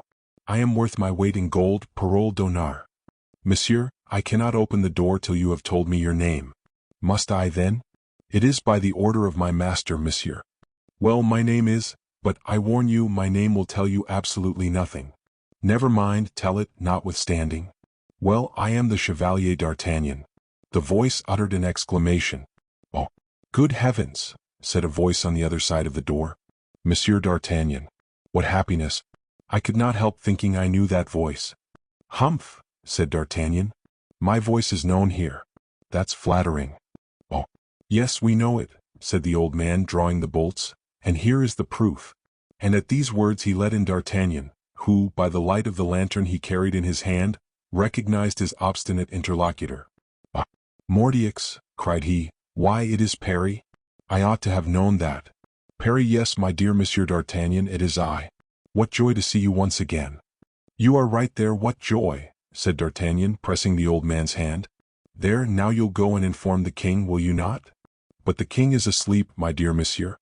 Mordioux, then wake him. He won't scold you for having disturbed him, I will promise you. You come on the part of the count, do you not? The Comte de la Fere? From Athos. Ma foi. No, I come on my own part. Come, Perry, quick. The king, I want the king. Perry did not think it his duty to resist any longer. He knew D'Artagnan of old. He knew that, although a Gascon, his words never promised more than they could stand to. He crossed a court and a little garden, appeased the dog, that seemed most anxious to taste of the Musketeer's flesh, and went to knock at the window of a chamber forming the ground floor of a little pavilion. Immediately a little dog inhabiting that chamber replied to the great dog inhabiting the court. Poor king, said D'Artagnan to himself, these are his bodyguards. It is true he is not the worse guarded on that account. What is wanted with me? Asked the king from the back of the chamber. Sire, it is le Chevalier d'Artagnan who brings you some news. A noise was immediately heard in the chamber, a door was opened, and a flood of light inundated the corridor and the garden. The king was working by the light of a lamp. Papers were lying about upon his desk, and he had commenced the first copy of a letter which showed, by the numerous erasures, the trouble he had had in writing it. Come in, Monsieur le Chevalier, said he, turning around. Then perceiving the fisherman, what do you mean, Perry? Where is le Chevalier d'Artagnan? Asked Charles. He is before you, sire, said d'Artagnan. What, in that costume? Yes, look at me, sire. Do you not remember having seen me at Blois in the antechamber of King Louis XIV? Yes, monsieur, and I remember I was much pleased with you. D'Artagnan bowed. It was my duty to behave as I did, the moment I knew that I had the honor of being near your majesty. You bring me news, do you say? Yes, sire. From the King of France? Ma foi. No, sire, replied D'Artagnan. Your majesty must have seen yonder that the King of France is only occupied with his own majesty. Charles raised his eyes towards heaven. No, sire, no, continued D'Artagnan. I bring news entirely composed of personal facts. Nevertheless, I hope that your majesty will listen to the facts and news with some favor. Speak, monsieur. If I am not mistaken, sire, your majesty spoke a great deal at Blois, of the embarrassed state in which the affairs of England are. Charles colored. Monsieur, said he, it was to the King of France I related. Oh, your majesty is mistaken, said the Musketeer coolly. I know how to speak to kings in misfortune. It is only when they are in misfortune that they speak to me. Once fortunate, they look upon me no more. I have then for your majesty not only the greatest respect but still more the most absolute devotion, and that, believe me with me, sire, means something. Now, hearing your majesty complain of fate, I found that you were noble and generous and bore misfortune well. In truth, said Charles, much astonished, I do not know which I ought to prefer, your freedoms or your respects. You will choose presently, sire, said D'Artagnan. Then your majesty complained to your brother, Louis XIV, of the difficulty you experienced in returning to England and regaining your throne for want of men and money. Charles allowed a movement of impatience to escape him. And the principal object your majesty found in your way, continued D'Artagnan, was a certain general commanding the armies of the Parliament, and who was playing yonder the part of another Cromwell. Did not your majesty say so? Yes, but I repeat to you, monsieur, those words were for the king's ears alone. And you will see, sire, that it is very fortunate that they fell into those of his lieutenant of Musketeers. That man so troublesome to your majesty was one General Monk, I believe. Did I not hear his name correctly, sire? Yes, monsieur, but once more, to what purpose are all these questions? Oh, I know very well, sire, that etiquette will not allow kings to be questioned. I hope, however, presently you will pardon my want of etiquette. Your majesty added that, notwithstanding, if you could see him, confer with him, and meet him face to face, you would triumph, either by force or persuasion, over that obstacle. the only serious one, the only insurmountable one, the only real one you met with on your road. All that is true, monsieur, my destiny, my future, my obscurity, or my glory depend upon that man, but what do you draw from that? One thing alone, that if this General Monk is troublesome to the point your majesty describes, it would be expedient to get rid of him or make an ally of him. Monsieur, a king who has neither army nor money, as you have heard my conversation with my brother Louis, has no means of acting against a man like Monk. Yes, sire, that was your opinion, I know very well, but fortunately for you it was not mine. What do you mean by that? That, without an army and without a million, I have done, I, myself, what your majesty thought could alone be done with an army and a million. How? What do you say? What have you done? What have I done? Well, sire, I went yonder to take this man who is so troublesome to your majesty. In England? Exactly, sire. You went to take Monk in England? Should I by chance have done wrong, sire? In truth you are mad, monsieur. Not the least in the world, sire. You have taken Monk? Yes, sire. Where? In the midst of his camp.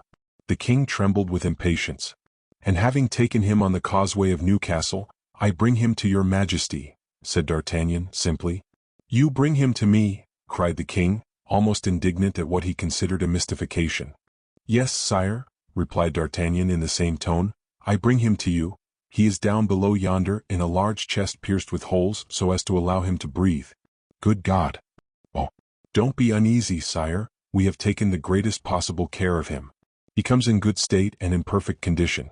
Would your majesty please to see him, to talk with him, or to have him thrown into the sea? Oh heavens, repeated Charles, oh heavens! Do you speak the truth, monsieur? Are you not insulting me with some unworthy joke? You have accomplished this unheard-of act of audacity and genius? Impossible. Will your majesty permit me to open the window? Said D'Artagnan, opening it. The king had not time to reply yes or no. D'Artagnan gave a shrill and prolonged whistle, which he repeated 3 times through the silence of the night. There, said he will be brought to your majesty. Chapter 29. Fear he has placed his money and that of Planchet in the sinking fund. The king could not overcome his surprise, and looked sometimes at the smiling face of the Musketeer, and sometimes at the dark window which opened into the night. But before he had fixed his ideas, 8 of D'Artagnan's men, for 2 had remained to take care of the bark, brought to the house, where Perry received him, that object of an oblong form, which for the moment enclosed the destinies of England. Before he left Calais, D'Artagnan had made in that city a sort of coffin, large and deep enough for a man to turn in it at his ease. The bottom and sides, properly upholstered, formed a bed sufficiently soft to prevent the rolling of the ship turning this kind of cage into a rat trap. The little grating, of which D'Artagnan had spoken to the king, like the visor of the helmet, was placed opposite to the man's face. It was so constructed that, at the least cry, a sudden pressure would stifle that cry, and, if necessary, him who had uttered that cry. D'Artagnan was so well acquainted with his crew and his prisoner, that during the whole voyage he had been in dread of 2 things. Either that the general would prefer death to this sort of imprisonment, and would smother himself by endeavoring to speak, or that his guards would allow themselves to be tempted by the offers of the prisoner, and put him, D'Artagnan, into the box instead of Monk. D'Artagnan therefore had passed the 2 days and the 2 nights of the voyage close to the coffin, alone with the general, offering him wine and food, which the latter had refused, and constantly endeavoring to reassure him upon the destiny which awaited him at the end of this singular captivity. 2 pistols on the table and his naked sword made D'Artagnan easy with regard to indiscretions from without. When once at Scheveningen he had felt completely reassured. His men greatly dreaded any conflict with the lords of the soil. He had, besides, interested in his cause him who had morally served him as lieutenant, and whom we have seen reply to the name of Neville. The latter, not being a vulgar spirit, had more to risk than the others because he had more conscience. He believed in a future in the service of D'Artagnan, and consequently would have allowed himself to be cut to pieces, rather than violate the order given by his leader. Thus it was that, once landed, it was to him that D'Artagnan had confided the care of the chest and the general's breathing. It was he, too, he had ordered to have the chest brought by the 7 men as soon as he should hear the triple whistle. We have seen that the lieutenant obeyed. The coffer once in the house, D'Artagnan dismissed his men with a gracious smile, saying, Messers, you have rendered a great service to King Charles II, who in less than 6 weeks will be King of England. Your gratification will then be doubled. Return to the boat and wait for me. Upon which they departed with such shouts of joy as terrified even the dog himself. D'Artagnan had caused the coffer to be brought as far as the king's antechamber. He then, with great care, closed the door of this antechamber, after which he opened the coffer, and said to the general, "General, I have 1,000 excuses to make to you. My manner of acting has not been worthy of such a man as you, I know very well, but I wished you to take me for the captain of a bark. And then England is a very inconvenient country for transports. I hope, therefore, you will take all that into consideration. But now, General, you are at liberty to get up and walk." This said, he cut the bonds which fastened the arms and hands of the general. The latter got up and then sat down with the countenance of a man who expects death. D'Artagnan opened the door of Charles's study and said, "Sire, here is your enemy the monk. I promised myself to perform this service for your majesty. It is done, now order as you please. Monk," added he, turning towards the prisoner, "you are in the presence of His Majesty Charles II, Sovereign Lord of Great Britain." Monk raised towards the prince his coldly stoical look and replied, "I know no king of Great Britain. I recognize even here no one worthy of bearing the name of gentleman, for it is in the name of King Charles II that an emissary whom I took for an honest man, came and laid an infamous snare for me. I have fallen into that snare, so much the worse for me. Now you the tempter," said he to the king, "you the executor," said he to D'Artagnan, "remember what I am about to say to you. You have my body, you may kill it, and I advise you to do so, for you shall never have my mind or my will. And now, ask me not a single word, as from this moment I will not open my mouth even to cry out. I have said." And he pronounced these words with the savage, invincible resolution of the most mortified Puritan. D'Artagnan looked at his prisoner like a man who knows the value of every word, and who fixes that value according to the accent with which it has been pronounced. "The fact is," said he in a whisper to the king, "the general is an obstinate man. He would not take a mouthful of bread nor swallow a drop of wine during the 2 days of our voyage. But as from this moment it is your majesty who must decide his fate, I wash my hands of him." Monk, erect, pale and resigned, waited with his eyes fixed and his arms folded. D'Artagnan turned towards him. "You will please to understand perfectly," said he, "that your speech, otherwise very fine, does not suit anybody, not even yourself. His Majesty wished to speak to you, you refused an interview. Why, now that you are face to face, that you are here by a force independent of your will, why do you confine yourself to the rigors which I consider useless and absurd? But what the devil? Speak, if only to say no." Monk did not unclose his lips. Monk did not turn his eyes. Monk stroked his mustache with a thoughtful air, which announced that matters were going on badly. During all this time Charles II had fallen into a profound reverie. For the first time he found himself face to face with Monk, with a man he had so much desired to see, and with that peculiar glance which God has given to eagles and kings, he had fathomed the abyss of his heart.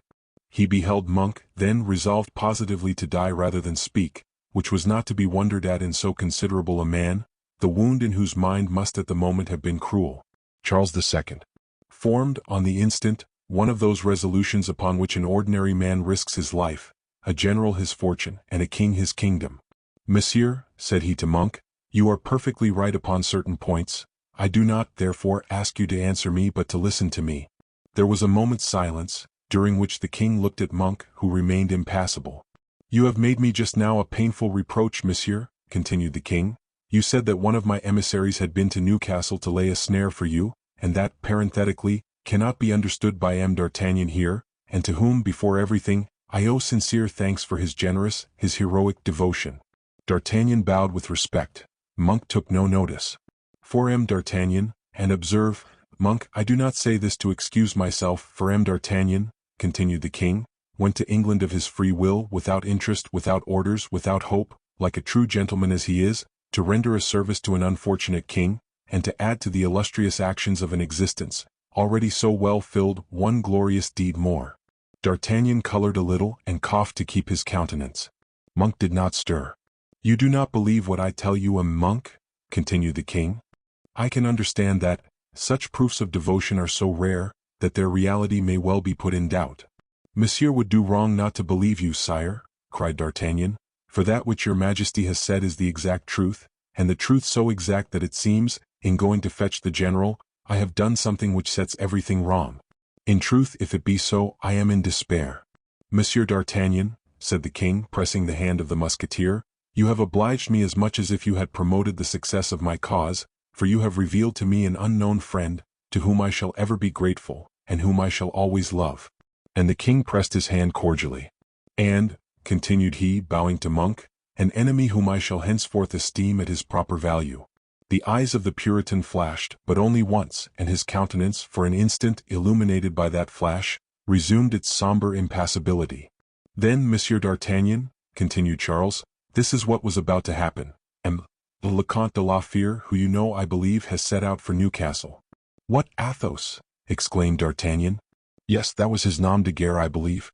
The Comte de la Fère had then set out for Newcastle, and was going, perhaps, to bring the general to hold a conference with me or with those of my party, when you violently, as it appears, interfered with the negotiation. "Mordioux," replied D'Artagnan. "He entered the camp the very evening in which I succeeded in getting into it with my fishermen." An almost imperceptible frown on the brow of Monk told D'Artagnan that he had surmised rightly. "Yes, yes," muttered he, "I thought I knew his person. I even fancied I knew his voice. Unlucky wretch that I am. Sire, pardon me. I thought I had so successfully steered my bark." "There is nothing ill in it, sir," said the king, "except that the general accuses me of having laid a snare for him, which is not the case.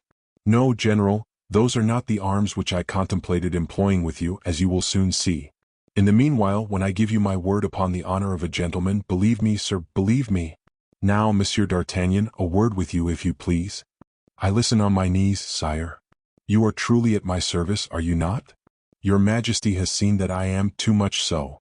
That is well. From a man like you one word suffices. In addition to that word you bring actions. General, have the goodness to follow me. Come with us, D'Artagnan." D'Artagnan, considerably surprised, prepared to obey. Charles II went out, Monk followed him, D'Artagnan followed Monk. Charles took the path by which D'Artagnan had come to his abode. The fresh sea breezes soon caressed the faces of the three nocturnal travelers, and at 50 paces from the little gate which Charles opened, they found themselves upon the down in the face of the ocean, which, having ceased to rise, reposed upon the shore like a wearied monster. Charles II walked pensively along, his head hanging down and his hand beneath his cloak. Monk followed him with crossed arms and an uneasy look. D'Artagnan came last, with his hand on the hilt of his sword. "Where is the boat in which you came, gentlemen?" said Charles to the Musketeer. "Yonder, sire. I have 7 men and an officer waiting me in that little bark which is lighted by a fire." "Yes, I see, the boat is drawn upon the sand, but you certainly did not come from Newcastle in that frail bark?" "No, sire, I freighted a felucca at my own expense, which is at anchor within cannon shot of the Downs. It was in that felucca we made the voyage." "Sir," said the king to Monk, "you are free." However firm his will, Monk could not suppress an exclamation. The king added an affirmative motion of his head and continued, "We shall waken a fisherman of the village, who will put his boat to sea immediately, and will take you back to any place you may command him. D'Artagnan here will escort your honor. I place him, D'Artagnan, under the safeguard of your loyalty, Monk." Monk allowed a murmur of surprise to escape him, and D'Artagnan a profound sigh. The king, without appearing to notice either, knocked against the deal trellis which enclosed the cabin of the principal fisherman inhabiting the down. "Kaiser," cried he, "awake." "Who calls me?" asked the fisherman. "I, Charles the King." "Ah, my lord," cried Kaiser, rising ready dressed from the sail in which he slept, as people sleep in a hammock. "What can I do to serve you?" "Captain Kaiser," said Charles, "you must set sail immediately. Here is a traveler who wishes to freight your bark and will pay you well. Serve him well." And the king drew back a few steps to allow Monk to speak to the fisherman. "I wish to cross over into England," said Monk, who spoke Dutch enough to make himself understood. "This minute," said the patron, "this very minute if you wish it." "But will that be long?" said Monk. "Not half an hour, your honor. My eldest son is at this moment preparing the boat, as we were going out fishing at 3 o'clock in the morning." "Well, is all arranged?" asked the king, drawing near. "All but the price," said the fisherman. "Yes, sire." "That is my affair," said Charles. "The gentleman is my friend." Monk started and looked at Charles on hearing this word. "Very well, my lord," replied Kaiser. And at that moment they heard Kaiser's son, signaling from the shore with the blast of a bull's horn. "Now, gentlemen," said the king, "depart." "Sire," said D'Artagnan, "will it please your Majesty to grant me a few minutes?" I have engaged men and I am going without them. I must give them notice." "Whistle to them," said Charles, smiling. D'Artagnan accordingly whistled, whilst the patron Kaiser replied to his son, and 4 men led by Menneville attended the first summons. "Here is some money in account," said D'Artagnan, putting into their hands a purse containing 2,500 livres in gold. "Go and wait for me at Calais, you know where." And D'Artagnan heaved a profound sigh, as he let the purse fall into the hands of Menneville. "What, are you leaving us?" cried the men. "For a short time," said D'Artagnan, "or for a long time, who knows? But with 2,500 livres, and the 2,500 you have already received, you are paid according to our agreement. We are quits then, my friend. But the boat? Do not trouble yourself about that. Our things are on board the felucca. Go and seek them and then set off immediately." "Yes, Captain." D'Artagnan returned to Monk, saying, "Monsieur, I await your orders, for I understand we are to go together, unless my company be disagreeable to you." "On the contrary, monsieur," said Monk. "Come, gentlemen, on board," cried Kaiser's son. Charles bowed to the general with grace and dignity, saying, "You will pardon me this unfortunate accident, and the violence to which you have been subjected, when you are convinced that I was not the cause of them." Monk bowed profoundly without replying. On his side, Charles affected not to say a word to D'Artagnan in private, but aloud, "Once more thanks, Monsieur le Chevalier," said he, "thanks for your services. They will be repaid you by the Lord God, who, I hope, reserves trials and troubles for me alone." Monk followed Kaiser and his son embarked with them. D'Artagnan came after, muttering to himself, "Poor Planchet! Poor Planchet!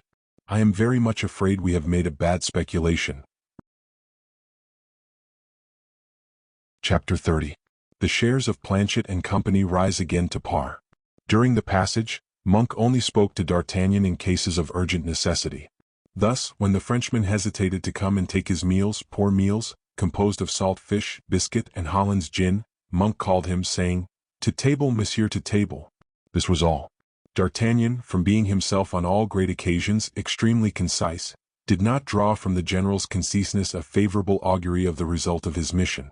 Now, as D'Artagnan had plenty of time for reflection, he battered his brains during this time in endeavoring to find out how Athos had seen King Charles, how he had conspired his departure with him, and lastly, how he had entered Monk's camp, and the poor lieutenant of Musketeers plucked a hair from his mustache every time that he reflected that the horseman who accompanied Monk on the night of the famous abduction must have been Athos. At length, after a passage of 2 nights and 2 days, the patron Kaiser touched at the point where Monk, who had given all the orders during the voyage, had commanded they should land. It was exactly at the mouth of the little river, near where Athos had chosen his abode. Daylight was waning, a splendid sun, like a red steel buckler, was plunging the lower extremity of its disk beneath the blue line of the sea. The felucca was making fair way up the river, tolerably wide in that part, but Monk, in his impatience, desired to be landed, and Kaiser's boat set him and D'Artagnan upon the muddy bank, amidst the reeds. D'Artagnan, resigned to obedience, followed Monk exactly as a chained bear follows his master.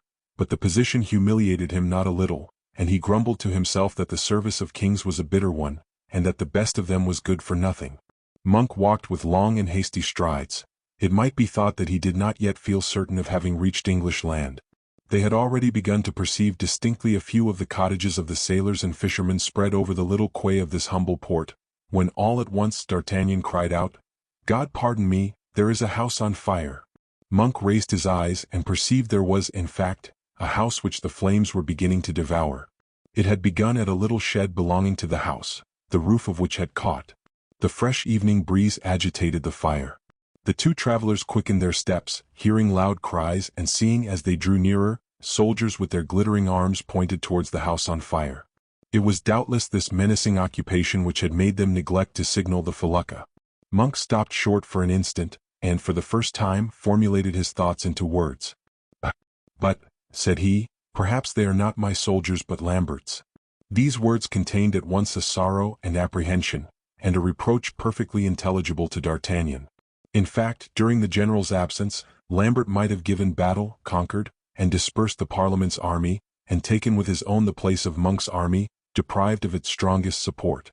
At this doubt, which passed from the mind of Monk to his own, D'Artagnan reasoned in this manner: one of 2 things is going to happen. Either Monk has spoken correctly, and there are no longer any but Lambertists in the country, that is to say, enemies who would receive me wonderfully well, since it is to me they owe their victory, or nothing is changed, and Monk, transported with joy at finding his camp still in the same place, will not prove too severe in his settlement with me. Whilst thinking thus, the two travelers advanced, and began to mingle with a little knot of sailors, who looked on with sorrow at the burning house, but did not dare to say anything on account of the threats of the soldiers. Monk addressed one of these sailors. "What is going on here?" asked he. "Sir," replied the man, not recognizing Monk as an officer, under the thick cloak which enveloped him, "that house was inhabited by a foreign gentleman, and this foreigner became suspected by the soldiers. They wanted to get into his house under pretense of taking him to the camp, but he, without being frightened by their number, threatened death to the first who should cross the threshold of his door, and as there was one who did venture, the Frenchman stretched him on the earth with a pistol shot." "Ah, he is a Frenchman, is he?" said D'Artagnan, rubbing his hands. "Good." "How good?" replied the fisherman. "No, I don't mean that. What then?" My tongue slipped. "What then, sir?" "Why, the other men became as enraged as so many lions. They fired more than 100 shots at the house, but the Frenchman was sheltered by the wall, and every time they tried to enter by the door they met with a shot from his lackey, whose aim is deadly. DC. Every time they threatened the window they met with a pistol shot from the master. Look and count, there are 7 men down." "Ah, my brave countrymen," cried D'Artagnan, wait a little. I will be with you, and we will settle with this rabble." "One instant, sir," said Monk. "Wait? Long?" "No, only the time to ask a question." Then turning towards the sailor, "My friend," asked he with an emotion which, in spite of all his self-command, he could not conceal, "whose soldiers are these, pray tell me? Who should they be but that madman Monk's? There has been no battle, then?" "A battle, ah yes. For what purpose? Lambert's army is melting away like snow in April. All come to Monk, officers and soldiers. In a week Lambert won't have 50 men left." The fisherman was interrupted by a fresh discharge directed against the house, and by another pistol shot which replied to the discharge and struck down the most daring of the aggressors. The rage of soldiers was at its height. The fire still continued to increase, and a crest of flame and smoke whirled and spread over the roof of the house. D'Artagnan could no longer contain himself. "Mordioux," said he to Monk, glancing at him sideways, "you are a general, and allow your men to burn houses and assassinate people, while you look on and warm your hands at the blaze of the conflagration? Mordioux, you are not a man." "Patience, sir, patience," said Monk, smiling. "Patience? Yes, until that brave gentleman is roasted. Is that what you mean?" And D'Artagnan rushed forward. "Remain where you are, sir," said Monk in a tone of command, and he advanced towards the house, just as an officer had approached it, saying to the besieged, "The house is burning, you will be roasted within an hour. There is still time. Come, tell us what you know of General Monk and we will spare your life. Reply, or by St. Patrick." The besieged made no answer. He was no doubt reloading his pistol. "A reinforcement is expected," continued the officer. "In a quarter of an hour there will be 100 men around your house." "I reply to you," said the Frenchman. "Let your men be sent away, I will come out freely and repair to the camp alone, or else I will be killed here." "Mille tonnerres," shouted D'Artagnan. "Why, that's the voice of Athos." "Ah, canaille!" And the sword of D'Artagnan flashed from its sheath. Monk stopped him and advanced himself, exclaiming in a sonorous voice, "Hola! What is going on here? Digby, whence this fire? Why these cries?" "The general!" cried Digby, letting the point of his sword fall. "The general!" repeated the soldiers. "Well, what is there so astonishing in that?" said Monk in a calm tone. Then, silence being re-established, "Now," said he, "who lit this fire?" The soldiers hung their heads. "What? Do I ask a question and nobody answers me?" said Monk. "What? Do I find a fault and nobody repairs it? The fire is still burning, I believe." Immediately the 20 men rushed forward, seizing pails, buckets, jars, barrels, and extinguishing the fire with as much ardor as they had, an instant before, employed in promoting it. But already, and before all the rest, D'Artagnan had applied a ladder to the house, crying, "Athos! It is I, D'Artagnan. Do not kill me, my dearest friend." And in a moment the Count was clasped in his arms. In the meantime, Grimaud, preserving his calmness, dismantled the fortification of the ground floor, and after having opened the door, stood, with his arms folded, quietly on the sill. Only, on hearing the voice of D'Artagnan, he uttered an exclamation of surprise. The fire being extinguished, the soldiers presented themselves, Digby at their head. "General," said he, Excuse us, what we have done was for love of your honor, whom we thought lost. You are mad, gentlemen. Lost? Is a man like me to be lost? Am I not permitted to be absent, according to my pleasure, without giving formal notice? Do you, by chance, take me for a citizen from the city? Is a gentleman, my friend, my guest, to be besieged, entrapped, and threatened with death because he is suspected? What signifies the word suspected? Curse me if I don't have every one of you shot like dogs, that the brave gentleman has left alive. General, said Digby piteously, there were 28 of us and see, there are 8 on the ground. I authorize M. Vicomte de la Fere to send the 20 to join the 8, said Monk, stretching out his hand to Athos. Let them return to camp. Mr. Digby, you will consider yourself under arrest for a month. General? That is to teach you, sir, not to act another time without orders. I had those of the lieutenant, General. The lieutenant had no such orders to give you, and he shall be placed under arrest instead of you, if he has really commanded you to burn this gentleman. He did not command that, General. He commanded us to bring him to the camp, but the Count was not willing to follow us. I was not willing that they should enter and plunder my house, said Athos to Monk with a significant look. And you were quite right. To the camp, I say. The soldiers departed with dejected looks. Now we are alone, said Monk to Athos. Have the goodness to tell me, monsieur, why you persisted in remaining here whilst you had your felucca. I waited for you, General, said Athos. Had not your honor appointed to meet me in a week? An eloquent look from D'Artagnan made it clear to Monk that these 2 men, so brave and so loyal, had not acted in concert for his abduction. He knew already it could not be so. Monsieur, said he to D'Artagnan, you were perfectly right. Have the kindness to allow me a moment's conversation with M. Vicomte de la Fere? D'Artagnan took advantage of this to go and ask Grimaud how he was. Monk requested Athos to conduct him to the chamber he lived in. This chamber was still full of smoke and rubbish. More than 50 balls had passed through the windows and mutilated the walls. They found a table, inkstand, and materials for writing. Monk took up a pen, wrote a single line, signed it, folded the paper, sealed the letter with the seal of his ring, and handed over the missive to Athos, saying, Monsieur, carry, if you please, this letter to King Charles II, and set out immediately if nothing detains you here any longer. And the casks, said Athos. The fishermen who brought me hither will assist you in transporting them on board. Depart, if possible, within an hour. Yes, General, said Athos. Monsieur d'Artagnan, cried Monk from the window. D'Artagnan ran up precipitately. Embrace your friend and bid him adieu, sir. He is returning to Holland. To Holland, cried D'Artagnan, and I? You are at liberty to follow him, monsieur, but I request you to remain, said Monk. Will you refuse me? Oh no, General, I am at your orders. D'Artagnan embraced Athos and only had time to bid him adieu. Monk watched them both. Then he took upon himself the preparations for the departure, the transportation of the casks on board, and the embarking of Athos.